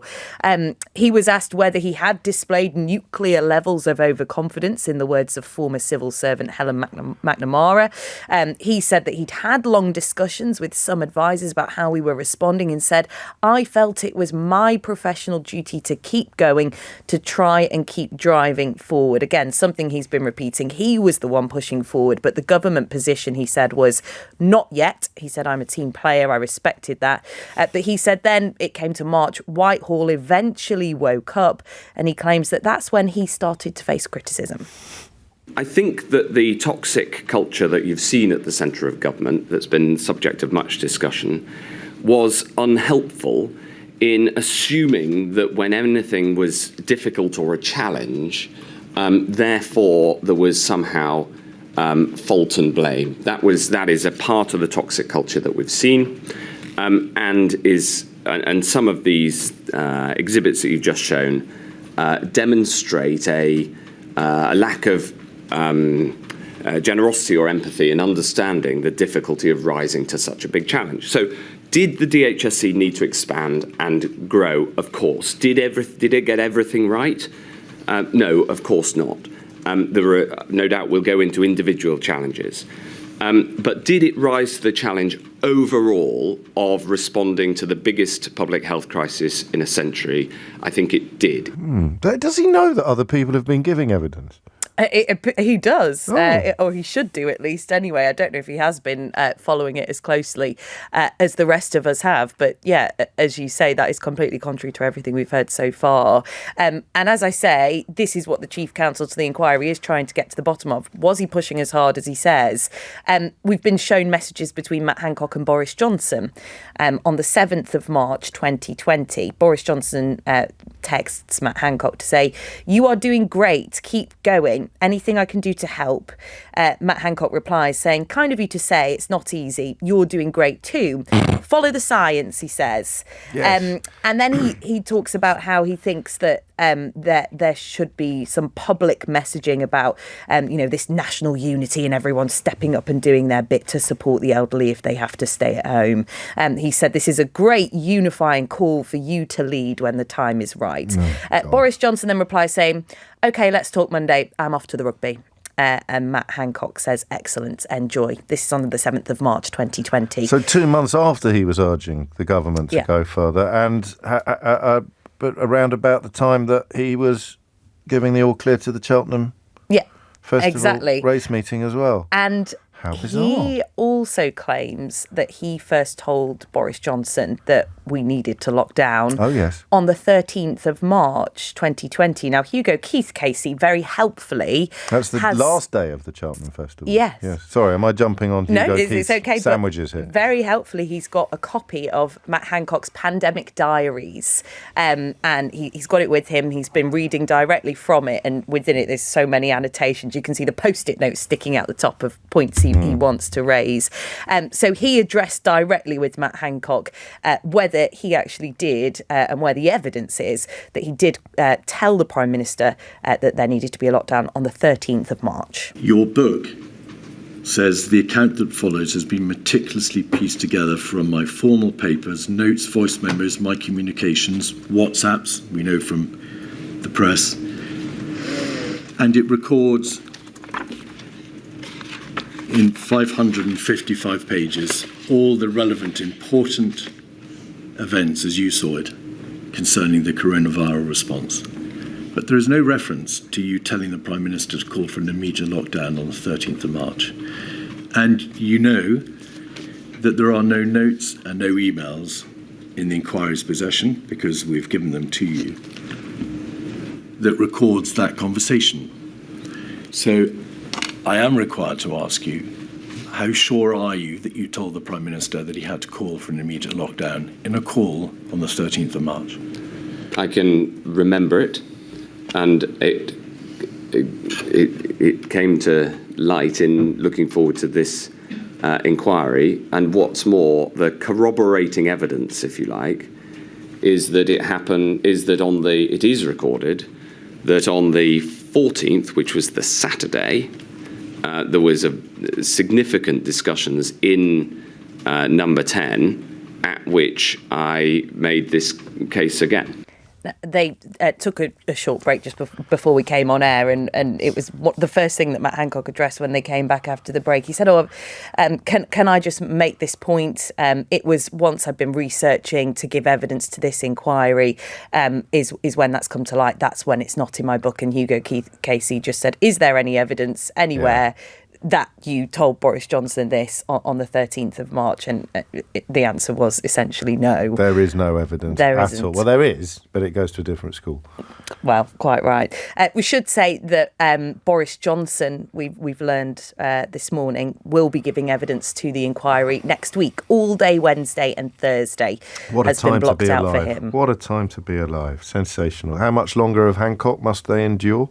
Until 5 o'clock this evening, roughly. Okay, so you'll be popping back up on LBC, no doubt, later this afternoon with further updates. But I guess that's the big bit, isn't it, so far, is that I said we should do it on March the 13th. Have you got any proof at all of that? No. None whatsoever. Charlotte Lynch, thank you. 11:45 is the time. Always keep the receipts. James O'Brien on LBC. James O'Brien on LBC. 11:49 is the time. Do you remember when Honest Bob Jenrick ordered the removal of murals in a child acceptance centre for child asylums, unaccompanied child asylum seekers? Honest Bob Jenrick turned up there, still an immigration minister, remember, and saw these cartoons on the walls and ordered that they be covered over, as far as we can tell, because he thought it was making everything too welcoming. So what would happen is that desperate children who'd risked their lives to cross the channel, some of whom had been orphaned in the process of fleeing their original countries, fleeing the civil war or the famine or the floods in their countries of birth, what Honest Bob Jenrick was worried about was that they might get to Britain and then phone home and tell all the other orphaned children in Syria or Afghanistan that there were some Mickey Mouse cartoons on the walls of the asylum centre in Dover. And that, I think, Honest Bob Jenrick's calculation was that might prompt all of the other orphaned children in some of the world's most benighted locales to try to make the journey to Britain. And so he ordered that they be painted over.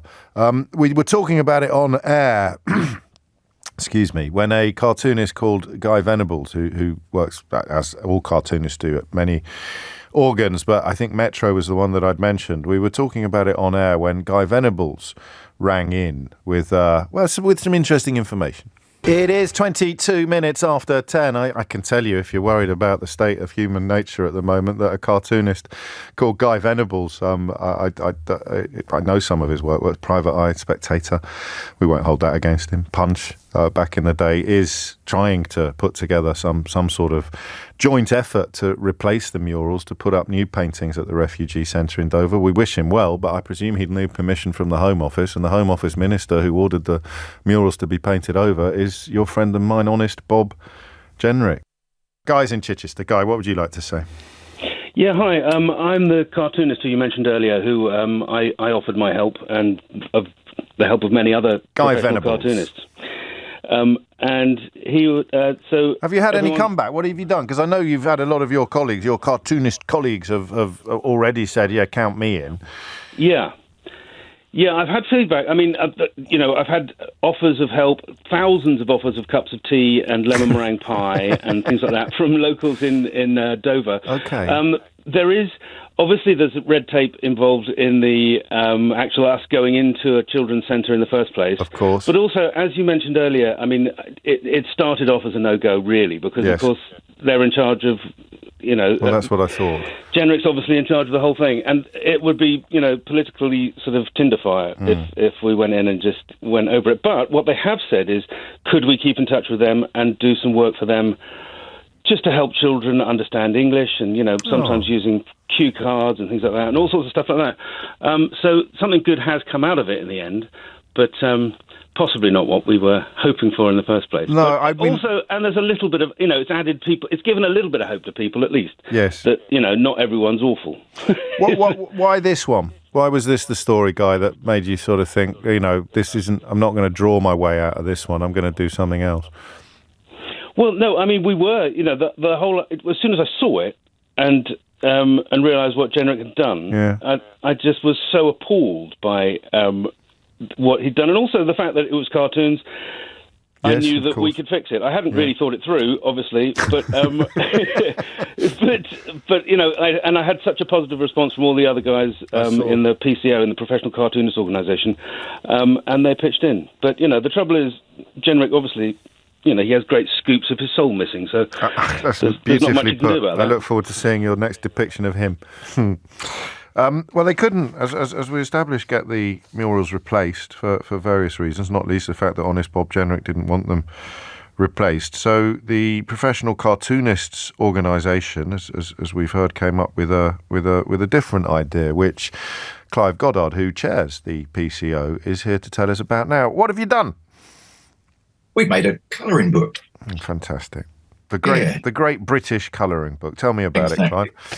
Well, we named it the Great British Colouring Book because we wanted to make it as inoffensive as possible to the people who might keep us out of these centres. It was a very, very delicate situation, as Guy was just explaining, and the only way we were going to get in there was by being completely apolitical. So I wrote a brief. Actually, it was my wife's idea. I should give her credit first. We were talking amongst us. She's the treasurer of the PCO. Okay. And because we couldn't get into the centre, she said, why don't we make a colouring book and print them up and send them? And we all thought that was a great idea and jumped on board. So plan A was that we were going to get this little colouring book done with about 40, 50 pages. So I emailed everyone on my list, all the membership. And it was very positively received, and the offers kept coming in, all these little black and white line drawings. But I wrote the brief saying, no politics, this is for kids. Okay. We want it to be accepted, so keep it light and fluffy. And then I thought, let's make the theme Britishness, and so that then the objectors would have nothing to object against. And we called it the Great British Colouring Book, and Britannia on the front with a cup of tea and a pigeon. That's drawn by Harry Harrison, by the way. He's a British guy that works in the Hong Kong paper. So we've had people from everywhere wanting to be involved, pulling together. And nobody said no. No, and the destination of the books has it worked? Yes, obviously we're just a small bunch of cartoonists. We're not a major organisation. We had no idea how we would do that, the logistics of it, and luckily we paired up with 38 Degrees. Yes, the campaign group, more than 1 million people who just kind of tried to do lots and lots and lots of little things in the hope of making big changes. Exactly. Yeah. So their 1 million supporters were approached to do a bit of fundraising, and they raised a huge amount of money in order to print this first batch of books. And they also had access to the Refugee Council people who had access into the centre, so that was a way in. So the distribution and the printing was covered by 38 Degrees. We just had to do the design and layout and the rounding up of cartoonists to get some content. Well done. So the children arriving, having had their welcome rendered, I know you don't want to get political, but the facts of the story merit repetition. They'd had their welcome rendered less warm by Robert Jenrick's decision have now had a little bit of warmth reintroduced into their existences, because they will be the children who get to colour in these fantastic pictures, including contributions from over 50 cartoonists, including Terry Gilliam and Quentin Blake. And now you're extending the opportunity to members of the public, to me, to everybody can get hold of the book now. Tell us how we do that. How do we do that? Version 2 of the book is actually over 100 cartoonists now, because contributions kept coming in after we'd finished the first book. So we thought, well, let's make a bumper version of it and flog it to the public. But it's going to still raise money for the Refugee Council from the sales. And it's, again, being distributed through the 38 Degrees website, which I think you're sharing on your Twitter page. Yes, we will do, definitely. It's a ridiculously long URL, which I wouldn't be able to read out. Or I suppose you can just Google the Great British Colouring Book and various links will pop up on screen as well. Yes. But I'll make sure that we're covered that. Would you mind if I bought one and sent it to the Home Office, or would that undermine the purpose of the project? Not at all. I'm sure they'd love it. I think some of the people at 38 Degrees are going to be sending copies out to various MPs for Christmas prezzies. What a lovely idea. Thank you for doing this, and thank you for talking to us today, Clive. It's nice to see the story come full circle from when Guy rang into the programme a few weeks ago. Lovely stuff. And you can get hold of the Great British Colouring Book via 38 Degrees or simply by Googling it. It is right, we're very short on time because Mystery Hour is just around the corner, and I do want a quick word on that breaking news regarding RMT members accepting a payoff. Henry Riley is on the line. Will both sides be claiming a victory here, Henry, or is it clearer than that? No, I think both sides very much claiming a victory, but for different reasons, James. So it's an 18-month industrial dispute. It's been going on, as your listeners know and as you know, just for an incredibly long time, within a sustained period of strike action over pay and conditions. Now, let's just enjoy this rare moment of warm words between Mick Lynch and Mark Harper. They haven't always seen eye to eye, but Mick Lynch saying his members have spoken in huge numbers to accept this offer, but reiterating that it was only come about because of sustained strike action. He says it proves sustained strike action and unity gets results. However, Mick Lynch also adds, we will never shy away from vigorously defending our members' terms and conditions now or in the future. So warm worms, but also sort of a warning shot to Mark Harper, who's also described it as welcome news and a significant step towards resolving industrial disputes. Now, your listeners, James, may be thinking, well, this is good news. This is all over. 18 months of strike action finished. Not quite. So this essentially is the RMT seeking to renew their sort of strike action. In spring, we may well be in another place. So what they've accepted is 5% effectively. What that means, in essence, is in terms of sort of lump sum, RMT members are likely to get £1,750 as well as that 5% pay offer. For instance, if you earn £31,000 working for the RMT, in the first year of this, you'll get an extra £1,000 a year. However, what is in the small print is regarding redundancy, something which Mick Lynch has spoken about on a number of occasions, and there are no compulsory redundancies until the 31st of December 2024. So I think what we're likely to see, James, is this time next year, if that deadline of redundancies does loom, I don't suspect Mick Lynch will be as warm with his words, as accommodating. So respite for now, but I suspect if the issue of redundancy is still looming, he and his members will be back out on the picket lines. So it's not game over, but it is good news for travellers, essentially, in the meantime. Good news in the short term, absolutely, for travellers. And of course, except for ASLEF. ASLEF are going to continue with industrial action. Exactly. From the 2nd to the 9th of December, ASLEF are on strike. Mark Harper's used this as an opportunity to say the RMT have accepted it, you should get around the table, but they've got very different concerns. So I suspect any deal between them and the Department of Transport, if done, would have to come with essentially different terms and conditions. Henry Riley, bringing it in bang on time as well, which is particularly important on a Thursday because Mystery Hour is next. James O'Brien on LBC.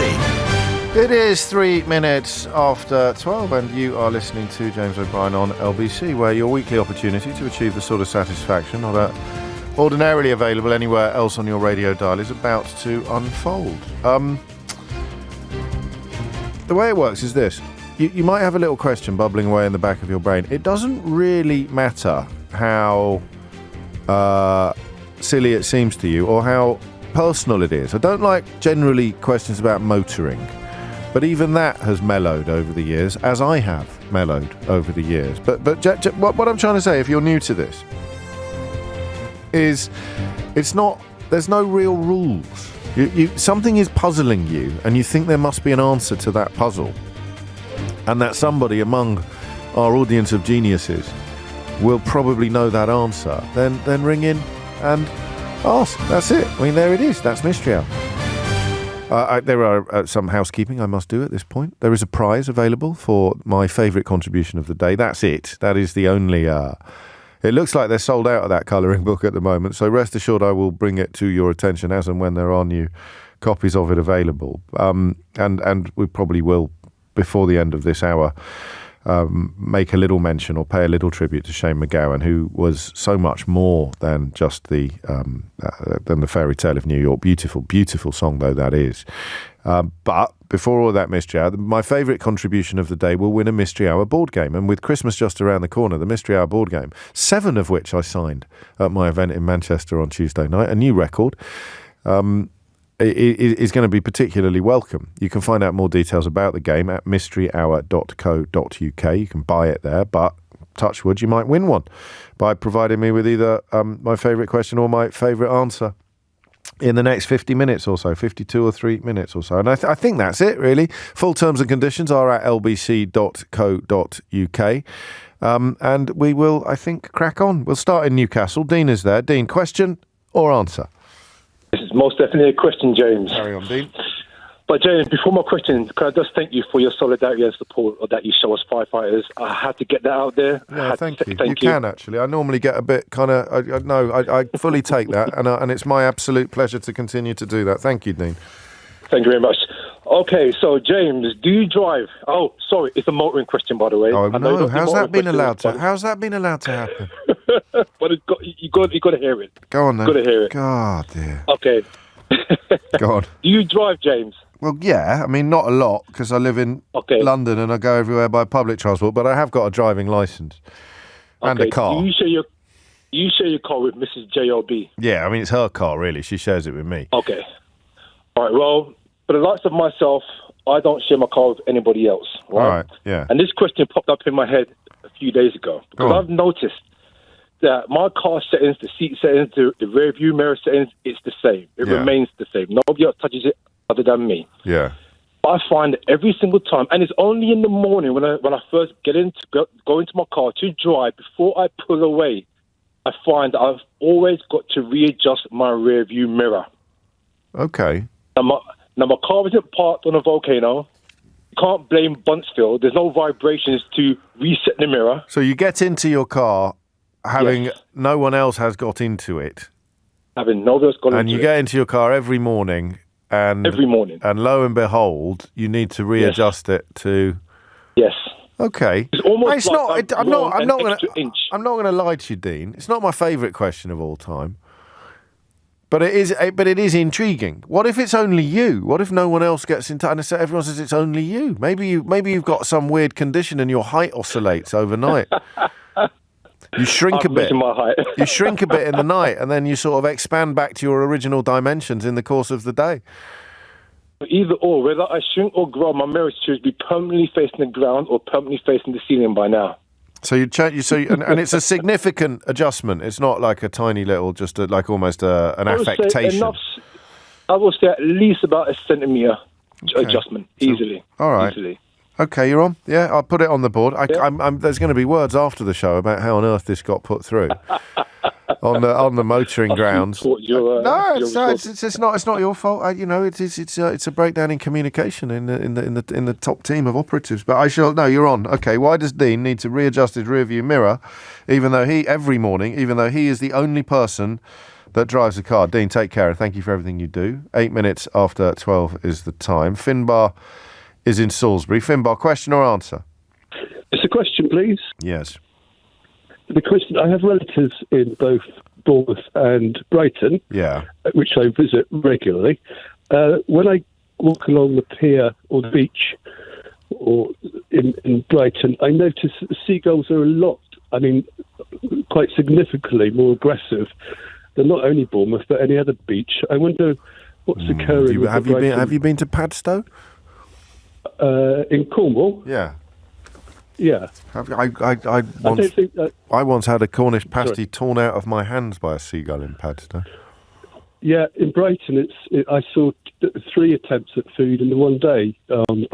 Successful dive bombs. So your thesis is that the seagulls in Brighton are more aggressive than in other seaside resorts, and you want to know why? Yeah, I mean, I'm sure if there was a big dust-up between the Padstow seagulls and Brighton, I would imagine Brighton would win, but... be like the T-birds in Greece. Yes. I'd say there's a significant difference. Well, just thinking out loud, it would be interesting to know which was the busier promenade. Are people more likely to be wandering around Brighton eating tasty snacks, and therefore the seagulls have become bolder because the rewards are greater, or the opposite? What could it be? I mean, is it likely to be a measurable phenomenon, even? Is it factual as well? I mean, it's my subjective experience, but I mean, am I making this up? Well, or hallucinating. Actually, I'm going to work on the principle that you're not making it up, because that would be a grave betrayal of all that Mystery Hour stands for. So there it is. And if so, why are seagulls in Brighton more aggressive than anywhere else? That's going to open a can of worms, isn't it, really? Rob's in Newcastle. 2 Newcastles in 3 calls. Rob, question or answer? Question. Carry on. How did the non-darts player in Bullseye prove that their skills were inadequate enough to qualify as a non-darts player? Yeah. Well, sometimes they were very good at darts. You've misunderstood, would you believe, the central premise of that process in that game. Because the non-darts player was there to answer questions. So there was no reason why they couldn't be brilliant at darts as well. But you would be on a hiding to nothing if they were rubbish at answering questions. So you've automatically shrunk the pool from which you're going to pick your non-darts player.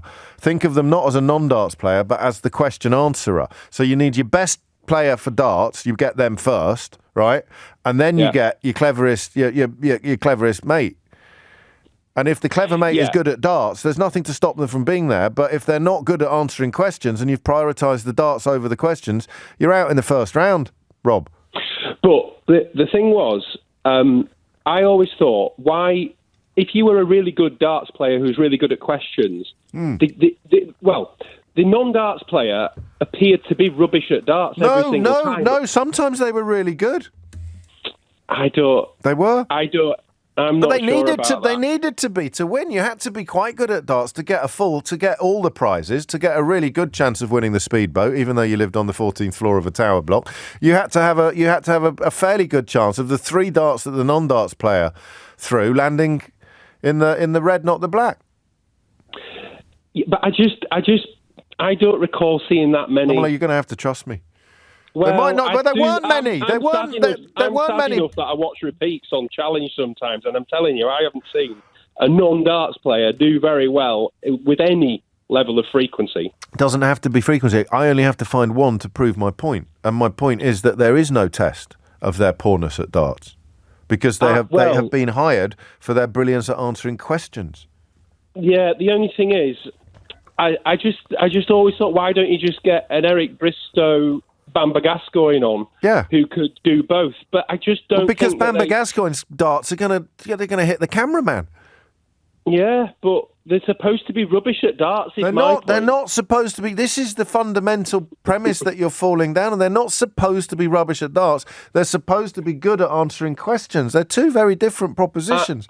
I just think that they would have to have demonstrated. So all right. So what if you had that someone did some research and they found out that it was like the top player in the local darts league, and I bet they'd hold him to account. He wouldn't be the top player, would he? Because he's with his mate who's better than him. Well, all right, but let's just say that they were in a darts league, and that they were. Some of them were in the same darts team. Really? Yes. Do you know that for a fact? Yes. How? What? How do you know that? It came to light when I was preparing for this inquiry. I just think, and the other thing is, if we are going to get someone who got that joke, did you get that joke? That was a good joke. That was a topical joke. That was a proper. That's the answer that Matt Hancock just gave at the COVID inquiry, Rob. I've just been missing out a bit on the older word COVID for inquiry word this for morning. word. He only did it. We only got it 20 minutes ago. I've just turned it into a darts-based joke. That is genius. Even though I say so myself. That's why you get paid the big bucks, isn't it? It is why I get paid the big bucks. But they did, sometimes they were in the same darts team. So, we could do this all day. But your fundamental... Go on. One thing, the only other problem with this, I suppose, is we're potentially relying on the answerer to be from a generation who's participated in Bullseye, That's true. Is a big ask. But nevertheless, there may be someone I am right. Of that I am certain. But I will leave it on the board. I did make the mistake of presuming that Tony Green had followed Jim Bowen to the great Ocky in the Sky just the other day. That's probably where your question came from, actually. No, I've been storing it up for a long time, but I knew it had ring true with you, being from a similar generation to me, and big fan of Bullseye. And I could tell you, I could tell that. So I thought it might. I'll put it on the board. All we need is someone that competed on it. But as you say, that will possibly be a smaller constituency than we might all hope. Also, not necessarily a particularly fit cohort of the population, the darts enthusiast, although that's changed a little over the years. Rob, thank you. How did they, or rather, I think we'll change the question, did they do anything to check the darts skill level of the contestants on Bullseye that were there for their brains, not their darts skills? And all we need is to find one person that went on it. And the answer will be no, for the reasons that I've already explained. But I won't give myself a round of applause yet, because that would be a bit presumptuous. In one. James O'Brien on LBC. James O'Brien on LBC. It is 19 minutes after 12 and you're listening to James O'Brien on LBC. Why does Dean need to adjust his rearview mirror when he gets into his car in the morning? I know this. I've worked it out since he asked the question, and I was quite close, but not quite close enough. So but not quite an open goal there, but there's a lovely round of applause up for grabs, and of course a chance to win the Mystery Hour board game. Are seagulls really more aggressive in Brighton? And if so, why? And did they do anything to check upon the inadequacy at darts of the non-darts playing partner in a Bullseye quiz team? So that's slightly one for the ages there. But one of my younger colleagues looking at me with an air of befuddlement. But as Dave reminded us, you can watch repeats on Challenge TV. 20 minutes after 12 is the time. Steve's in Fleet. Steve, question or answer? It's a question. Carry on.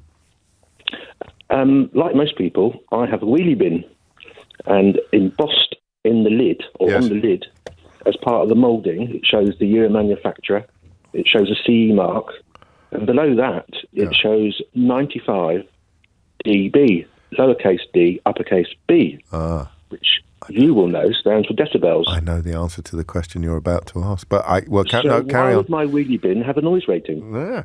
Well, we finished our Brexit conversation, Steve, in the last hour.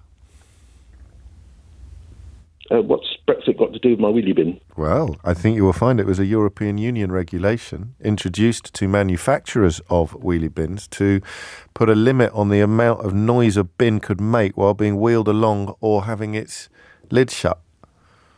Well, 95 decibels equates roughly to that of a motorcycle. Not quite. It's closer to a food mixer. Anyway, that's I think. Loud. Are you sure it's 95, not 91? It's 95. That's quite high, actually. But also lawnmowers. There were limits put upon how much irritation you could cause your neighbours with anything from a bin to a lawnmower. It was one of those pesky laws that we were required. I know lots of noise-making things have that marking on them. That's the answer. It just seems extraordinarily strange for something that is so quiet as a wheelie bin. No, not really. 95. Are you kidding? What score? Can I ask what kind of house you live in? Do you live on a busy street or are you in the sticks? In a quiet cul-de-sac. Well, I mean, you when the bins get done in the morning, I mean, it depends partly upon the bin operatives and how much care they're taking not to disrupt But if you've got an early collection, you flipping well know about it. We do get early collections, yes, but 95 decibels is loud. It is loud, but it's not. You're not going to build it. That's the limit that you can go up to. Ideally, it'll be half that, won't it? But the point is, you can't go any higher than that. So it means they have to use a different composite of plastic, or they have to have slightly higher quality wheels, or whatever it may be. This is the answer, and it's one of those weird things I picked up when we were talking about Brexit every day. Because people would ring in and I'd say, what laws are you looking forward to not having to obey anymore? So I thought, well, I better find out whether there are any actual laws that people might find a little bit restrictive. Your explanation sounds very feasible. It was not feasible. It's completely factual. But 95 decibels is much too high. Yes, but it won't be 95. That's the limit. You can't go any higher than that. And very few bins will go near it. But they've got to put it somewhere, and they've put it there.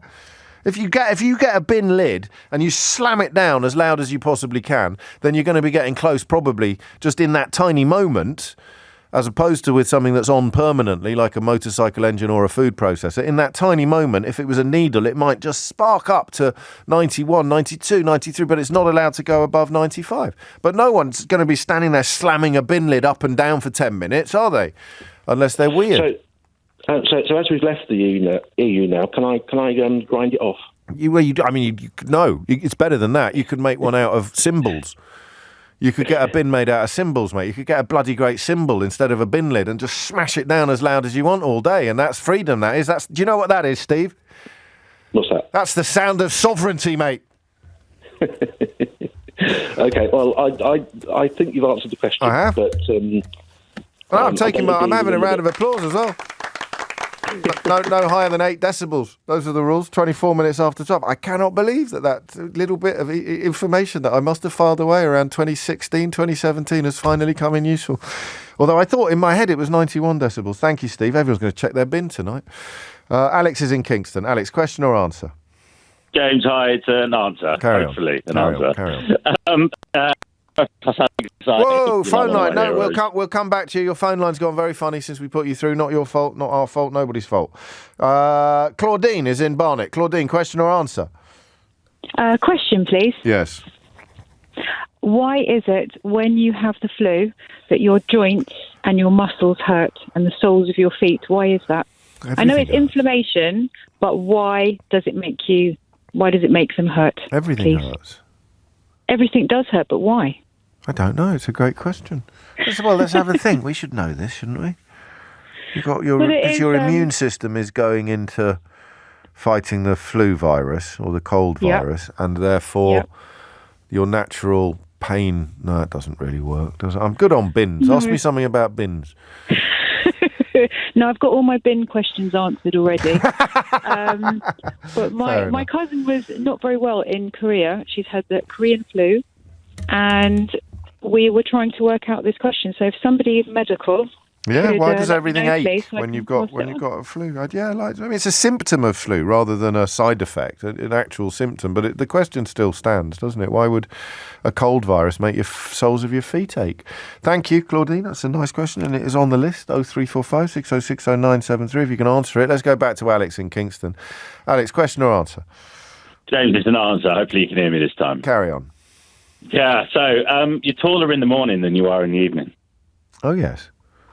When you stretch out in bed, your spine elongates by only a couple of centimetres. And so when you sit in the car, just think about it. Just think about it. No, I it's got to.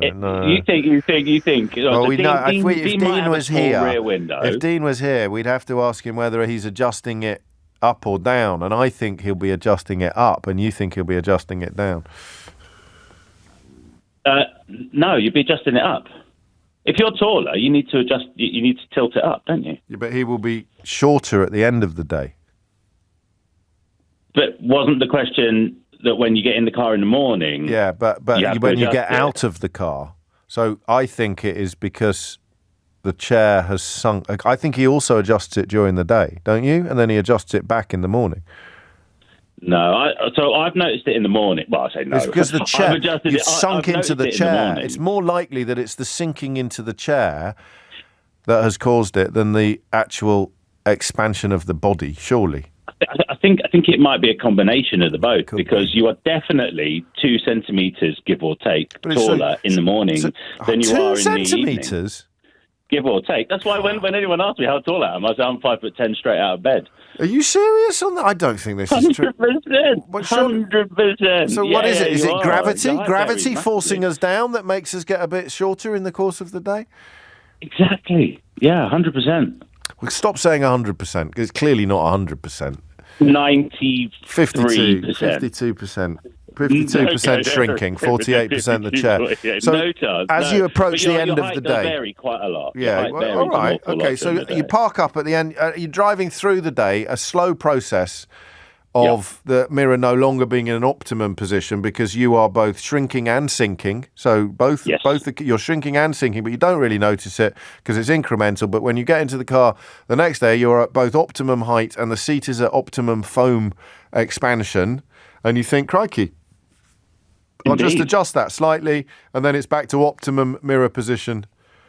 No, but then it would. But then you'd be doing it every day. Then you'd be doing. But I do it every day. Yeah, but twice every day. But do you do it twice every day? No, not twice every day. I normally get out of the car. Well, now it would be horizontal. It would be facing the floor now. It would be because you're doing it a centimetre downwards every day, and you're never putting it back up again. No, I kind of scoochy in the seat a little bit because during the day because it's tiny increments, isn't it? And but you're doing the mirror. Up, you've got the biggest. You've got the biggest differential. Yes, but the mirror is being adjusted. No, stop. The mirror is being adjusted every day. So by rights, it would have done about 3 full circulations by the end of July.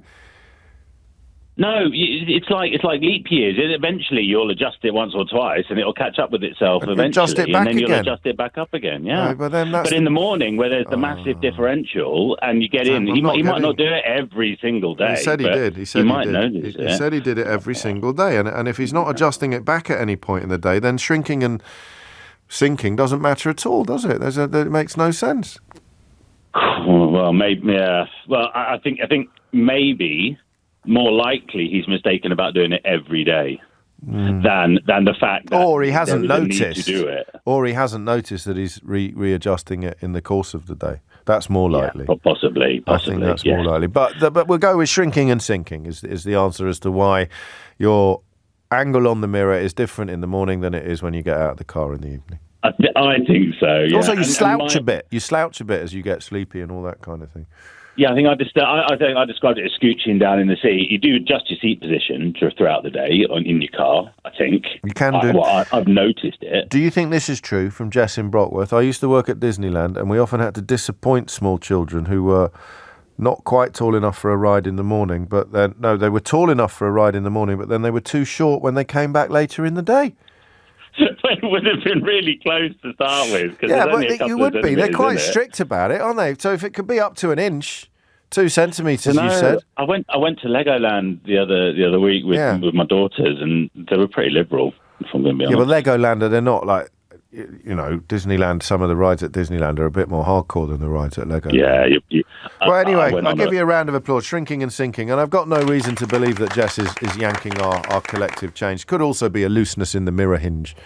This is why I don't do motoring questions, because I just said the phrase, a looseness in the mirror hinge. Oh, you've got a loose mirror hinge.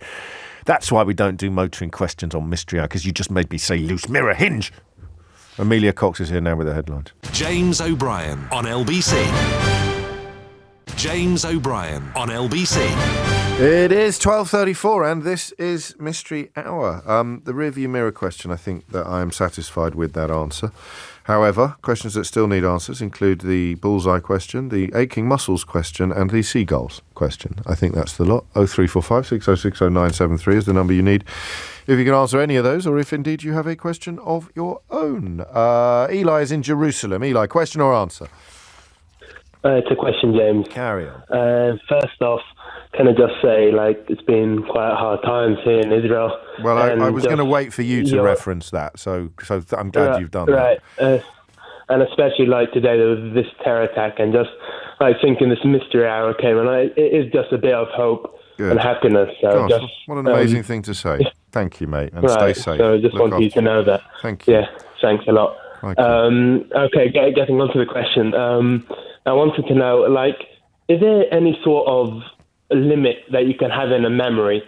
So say, not as in getting older, you start to lose your memory, which is something you reference quite a bit.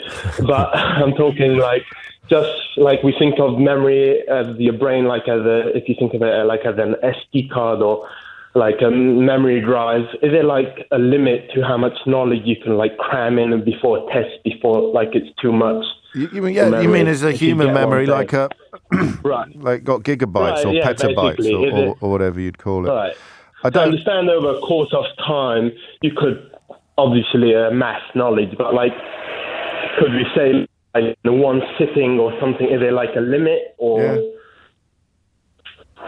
No, I love the question. I think something happens. There's two different types of memory. Someone has explained before on Mystery Hour where you might not. You said I can hit 4:00 today. I won't be able to remember what we did in the second hour of the program, but I will be able to remember what I had to eat on my wedding day. Do you see what I mean? There's like two files. One right. For short term. So, like I was discussing this with a friend, and he was suggesting perhaps the reason that why older people do start losing memory is because they're full. Like at the point that it's full. I love that. The memory's full. Sorry, I've no idea. My memory's full. I don't think so, but I'll get you a better answer than that, Eli. I promise. If you could. Well, I can't promise. I'll do my level. I can promise to try. And you take care of yourself. And I hope things are.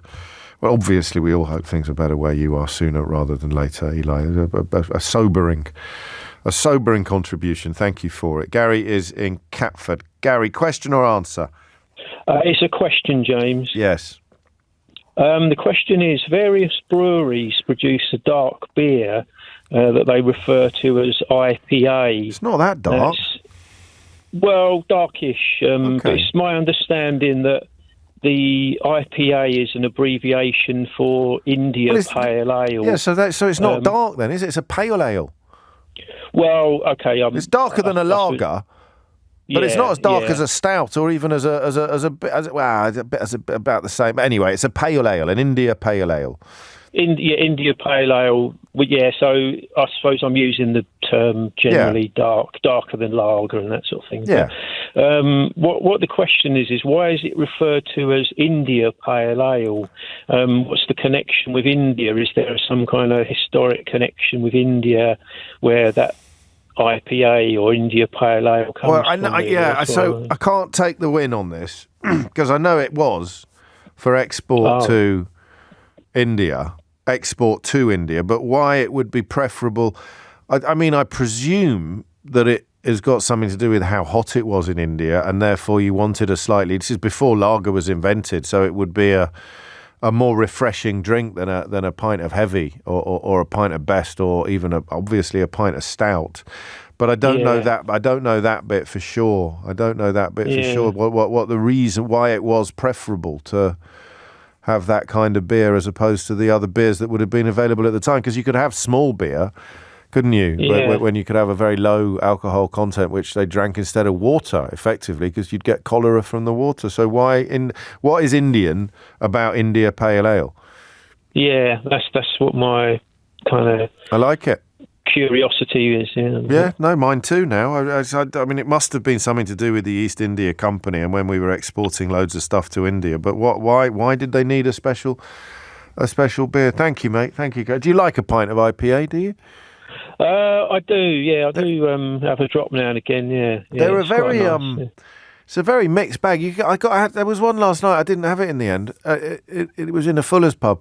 It was a tropical IPA. So I don't know what the actual criteria are that make it an IPA as opposed to something else. Then you get the American IPAs like what's the one I like called? It's just proving Eli's point from the last conversation. There's a goose one, isn't there? That's nice. Anyway, I don't know what is the definition of an IPA, but also what's it got to do with India? Mind how you go, Gary. Thank you. 20 minutes to 1 is the time. 03 Sierra Nevada. Oh, thank goodness for that. I was getting worried. I do like a Sierra Nevada, particularly on draft. Also something you get in a Fuller's pubs. I do think Fuller's pubs are the best pubs in London, by the way. I make no apology. Yeah, no, I do. Don't look at me like that. Delicious. Good food as well. Alex is in Gibraltar. Alex, question or answer? Oh, no, I've moved to Radlett now. Have you really? And you're still on Gibraltar on our screen? Yeah. And you know why we've moved, don't you, James? Brexit, mate. No. Why? We've got to be eligible for the board game, haven't we? I see. So you're actually in Radlett. Nudge, nudge, wink, wink. Are you? No. We have moved to Radlett. Okay. Well, now you are eligible to win the ball game. That's it's quite a big life decision to make, just to access something that you could buy yourself for $19.99. But who am I to question your reasoning? Who am I to quibble? Go on then. One reason of a long list. It's a question, James. It's my wife's question. Let's have it. Yes. The question is, why do we pass wind more as we age?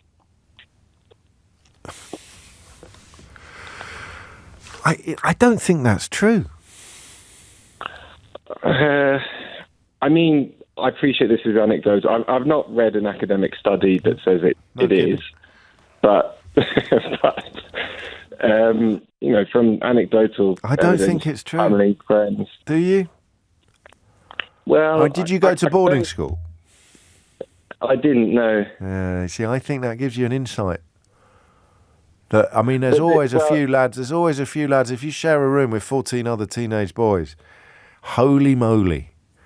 No, but that's different. That's That's intentional monkeying around, isn't it? That's not the same as that's different to changes in, I don't know, capacity to physiognomy, digestion. Yeah, well, I wouldn't have thought physically if you're eating. Well, the only real answer would be that you're eating more food, because the chemical processes of digestion would just cause an increase in gas. Well, you're just not as good at it. You're not as good at digesting. No, it won't be that. It will be. You're bigger. No? You're bigger. You've got. I don't know, but I don't think there'll be a reason that's linked to age. I'll put it on the board. Why does Alex fart more? The older he gets is what we're really asking here, isn't it? Well, or does he? Well, I think, seeing as it's your wife's question, I think we can be fairly confident that you do, mate. Well, I think that's probably your diet gets worse. You're drinking alcohol when you're older. You're not drinking alcohol when you're younger.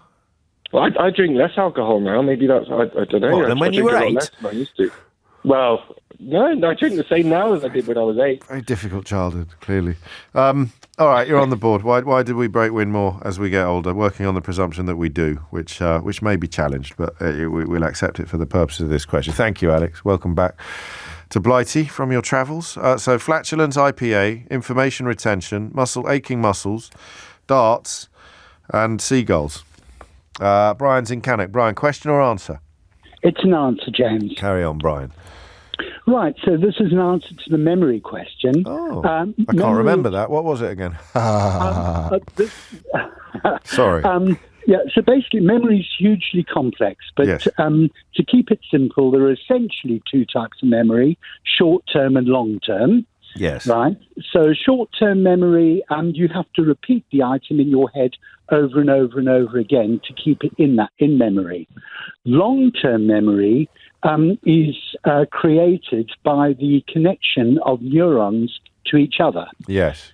And there are probably, I'm sure there is probably a finite limit to the number of neural connections that you can get, but to all intents and purposes, there isn't. I understand. So theoretically there probably is, but we're never going to reach it. Exactly. Yes. Yeah. So basically, the more that you use a particular item of information, every time you use it, that neural network is strengthened. So the more that you use a piece of information, the more likely it is you'll remember it. As you get older, what happens is that if you don't use the information, the neural network starts to gradually break down, and eventually you forget that piece of information. Yeah. Right. So as you get older, obviously you've got more and more information that you can forget, and if you haven't used it for a long time, you're going to forget more and more. I like to memorize poems. I usually have about 10 at my fingertips, and some of them, the ones that I memorized first at school, they're never going to go. They're so embedded now in my memory that I can recite them now. But the ones that I've learnt latterly, if I don't refresh my memory quite frequently, then I find that I've forgotten them again. Exactly. That's so that exactly would be it. Right. Qualifications? I'm a retired clinical psychologist. That'll do nicely. That's a brilliant answer, and it gets you a round of applause. Thank you, Brian. Thank you very much. No, thank you very much. And that addresses Eli's question, which I was particularly keen to get an answer to today. Thank you. 12:46 is the time. James O'Brien on LBC. James O'Brien on LBC. 12:49 is the time. You are listening to James O'Brien on LBC, where the mystery hour continues. Let's crack on, and we need answers. Don't ring me about IPA. Listen, seriously, stop what you're doing now. Don't ring about the IPA question, because we're not going to get any other answers. Beer is a bit like motoring.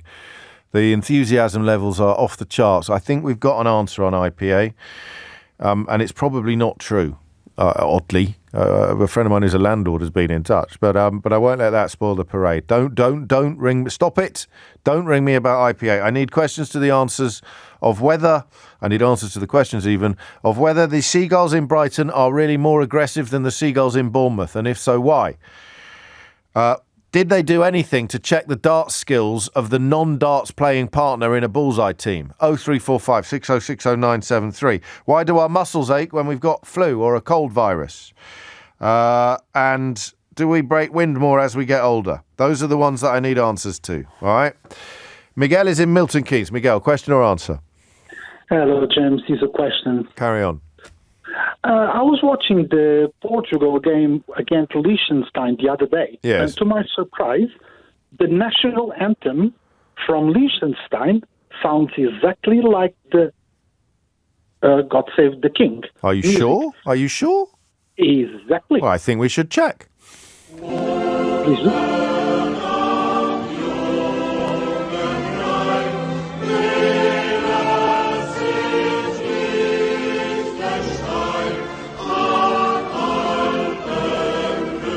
You speak truth, Miguel.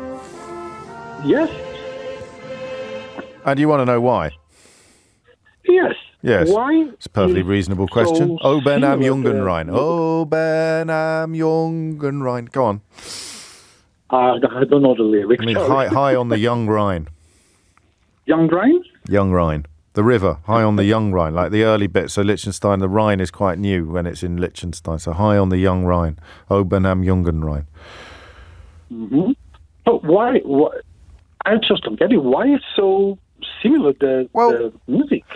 The answer is that lots of them did. I think Liechtenstein's the only one that still does. But I think the Prussian national anthem in sort of Bismarck's time might have been the same tune as well. There's no reason why it shouldn't. There's no reason why it shouldn't be, really. Yes, true. Yeah. Just they liked it. I don't know whether they liked the English one and put their own words to it, or whether it has something to do with the fact that the Kaiser and the King were cousins, but I mean... Oh, yes. Just sort of thought, I like that. We'll have a bit of that. We'll put our own words to it. Maybe. German-speaking nations. German-speaking nations had it as a... German-speaking nations. Okay. I mean, that's it, really. Okay. But your ears did not your ears did not deceive you. No, we didn't. That's why we were ready to have dinner, and suddenly what's going on? They're supposed to be playing Liechtenstein, not England. You thought to yourself, well, not England. Yes, exactly. That was strange. I'll give myself a round of applause because I don't think I've had any yet today. You deserve. No, you're right. Thank you. But there might. It is apparently my second one. But if there is another answer to it, then we'll get that. Well, we probably won't because we're out of time. Andrew's in Blackburn. Andrew, question or answer? It's an answer, James. Let's make it snappy if we can. The Pale Ale, India Pale Ale question. Yes. Why is it called India Pale Ale? It's because it was originally brewed in around about the 1820s, 1830s for export to India. In fact, it used to be called Pale Ale for India. And they over-hopped it, and they made it slightly a bit more alcoholic because both hops and alcohol have preservative effects. And they were finding that normal beer would spoil during the 4, 5, 6 month sail, because this was in the days of galleon ships, and they were only stored in wooden casks. So they would over-hop the beer, and they would also make it slightly more alcoholic to survive the journey. That'll do. When the diplomats from the East India Company came back to the UK, they liked all the hot beer and they wanted to drink it in the UK, so it started to become available here. So it caught on here. Qualifications? It's called India Pale Ale. I'm a home brewer. Fantastic. I'm also writing a book on the history of beer. Are you really? Oh, send me a copy. Send me a copy when you're finished. Yeah, it's it's a mixture of homebrew, how to homebrew, different styles of beer, and before I give you the recipe, I'll tell you all about the history of that style of beer. That sounds an absolutely fascinating read. Have a round of applause on me. Thank you very much. Oh, thank you very much. Some rather sad news. Alistair Darling, who, of course, was Chancellor under Gordon Brown at the time of the financial crisis and a Member of Parliament from 1987 until stepping down just in 2015, has died at the age of 70, his family have just announced. So quite it's one of those days where quite a lot of people seem to, prominent people seem to be passing away. If you're just joining me, Alistair Darling, the former Treasury Minister, the former Chancellor of the Exchequer and Scottish Secretary, had been in the House of Lords since 2015, has died at the age of 70. 5 minutes to 1 is the time. Nick's in Hastings. Nick, question or answer? Oh, it's an answer, James. Hi there. Second-time caller. Carry on. The answer is, I lived in Bournemouth for 21 years when I was younger. Oh, yeah. The answer is that there are different species. Of seagull? Seriously? Yeah. Okay. The Bournemouth ones, I believe, are common gulls. I might be wrong on that one, but I believe they're common gulls. Come along the coast, Brighton. I live in Hastings now, which sort of gives me the difference. The seagulls here and in Brighton are herring gulls. Oh, okay. They are about twice the size, very, very aggressive. And probably, it may be wrong, but it could be the fishing industry. We have a fishing industry in Hastings. There isn't one in Bournemouth. Yeah. So the herring gulls will chase the fishing boats. They will chase the trawlers, as Eric Cantona famously observed. Well, exactly, yeah. And they also steal your fish and chips and generally mug you. So it does make some sense then. It will be a species-based distinction. I love that. And your qualifications are that you've lived in both places. Yeah, I lived in both. Yeah, we also get the common gulls here, and they sort of hang around right at the end of the town, and they sort of don't disturb anyone, really. No. Right, round of applause, please, for Nick. That's a lovely answer on the gulls question for Finbar. Robin's in Manchester. Robin, question or answer? I've got an answer, James. Carry on. The myalgia, the pain, muscle pain, aches and pains of flu.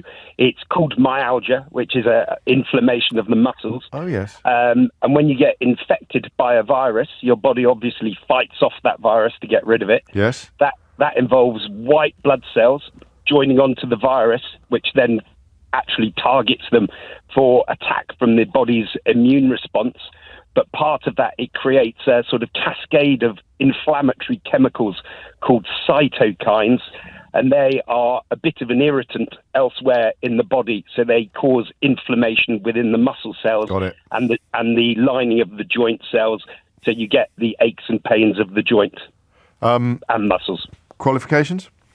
I am a doctor that you once called Dr. Fingers. Dr. Fingers. Round of applause for Dr. Fingers, please. Yeah, I'm not explaining that. I haven't got time. Laura's in Woking. Laura, question or answer? It's an answer. Carry on. Yeah, it's to the bullseye question. Oh, sensational. Go on. Yeah, so just bear with me. A little bit nervous, more than I should be for an answer. It's only me. Yeah, but yeah, you're pretty much right. I don't really think there was any checking system as to how good the non-playing dart player was. It was more to do with how they answered the questions. I mean, there's been instances of kind of top-level county players and other types of players both playing in the same team at Bullseye. But I think it was more to do with kind of how you were in terms of answering the questions. What are your qualifications? I am a dart player. I went through the process of Bullseye. Did you? For the more recent revival, but I've played at the World Championships, so they wouldn't let me on it. Even as the darts partner, you weren't allowed to play if you were too good? Yeah, well, if you've seen me play, you may disagree, but and I do commentary for Sky Sports Darts. So I've just found you on Twitter. Laura Turner, you are. I sounded like Yoda then. I don't know why I said Laura. But someone else has replied to you. I don't know if you saw it, remembering when the non-dart player stepped up and hit 2 treble 19 straight off. So there was no limit on how. So that's Rob Told, isn't it? Who asked the question? You would not pick someone who was brilliant at darts. You would pick someone who was brilliant at questions, and if they happened to be good at darts, then you were golden. You were over the line. Yeah, absolute bonus. Thank you, Laura. Big round of applause. I'm going to give it to Rob, who asked the bullseye question. Actually, that was probably my favourite. I haven't got time for the Shane McGowan thing, so I may do something tomorrow. If you missed any of today's show, you can listen back on Catch Up on Global Player, where you can also pause and rewind live radio. All of LBC's shows are there, as well as the world's biggest podcasts. Pause and rewind live radio on Global Player, where you're always in control. Get it from your app store or just go straight to globalplayer.com. Coming up at 4 on LBC, it's Tom Swarbrick. At 6 this evening, I will be at Foyles on Charing Cross Road signing books for your Christmas stockings with lots and lots of other authors. So do try and come along to that if you can. But now it's time for Sheila Fogarty. James O'Brien on LBC.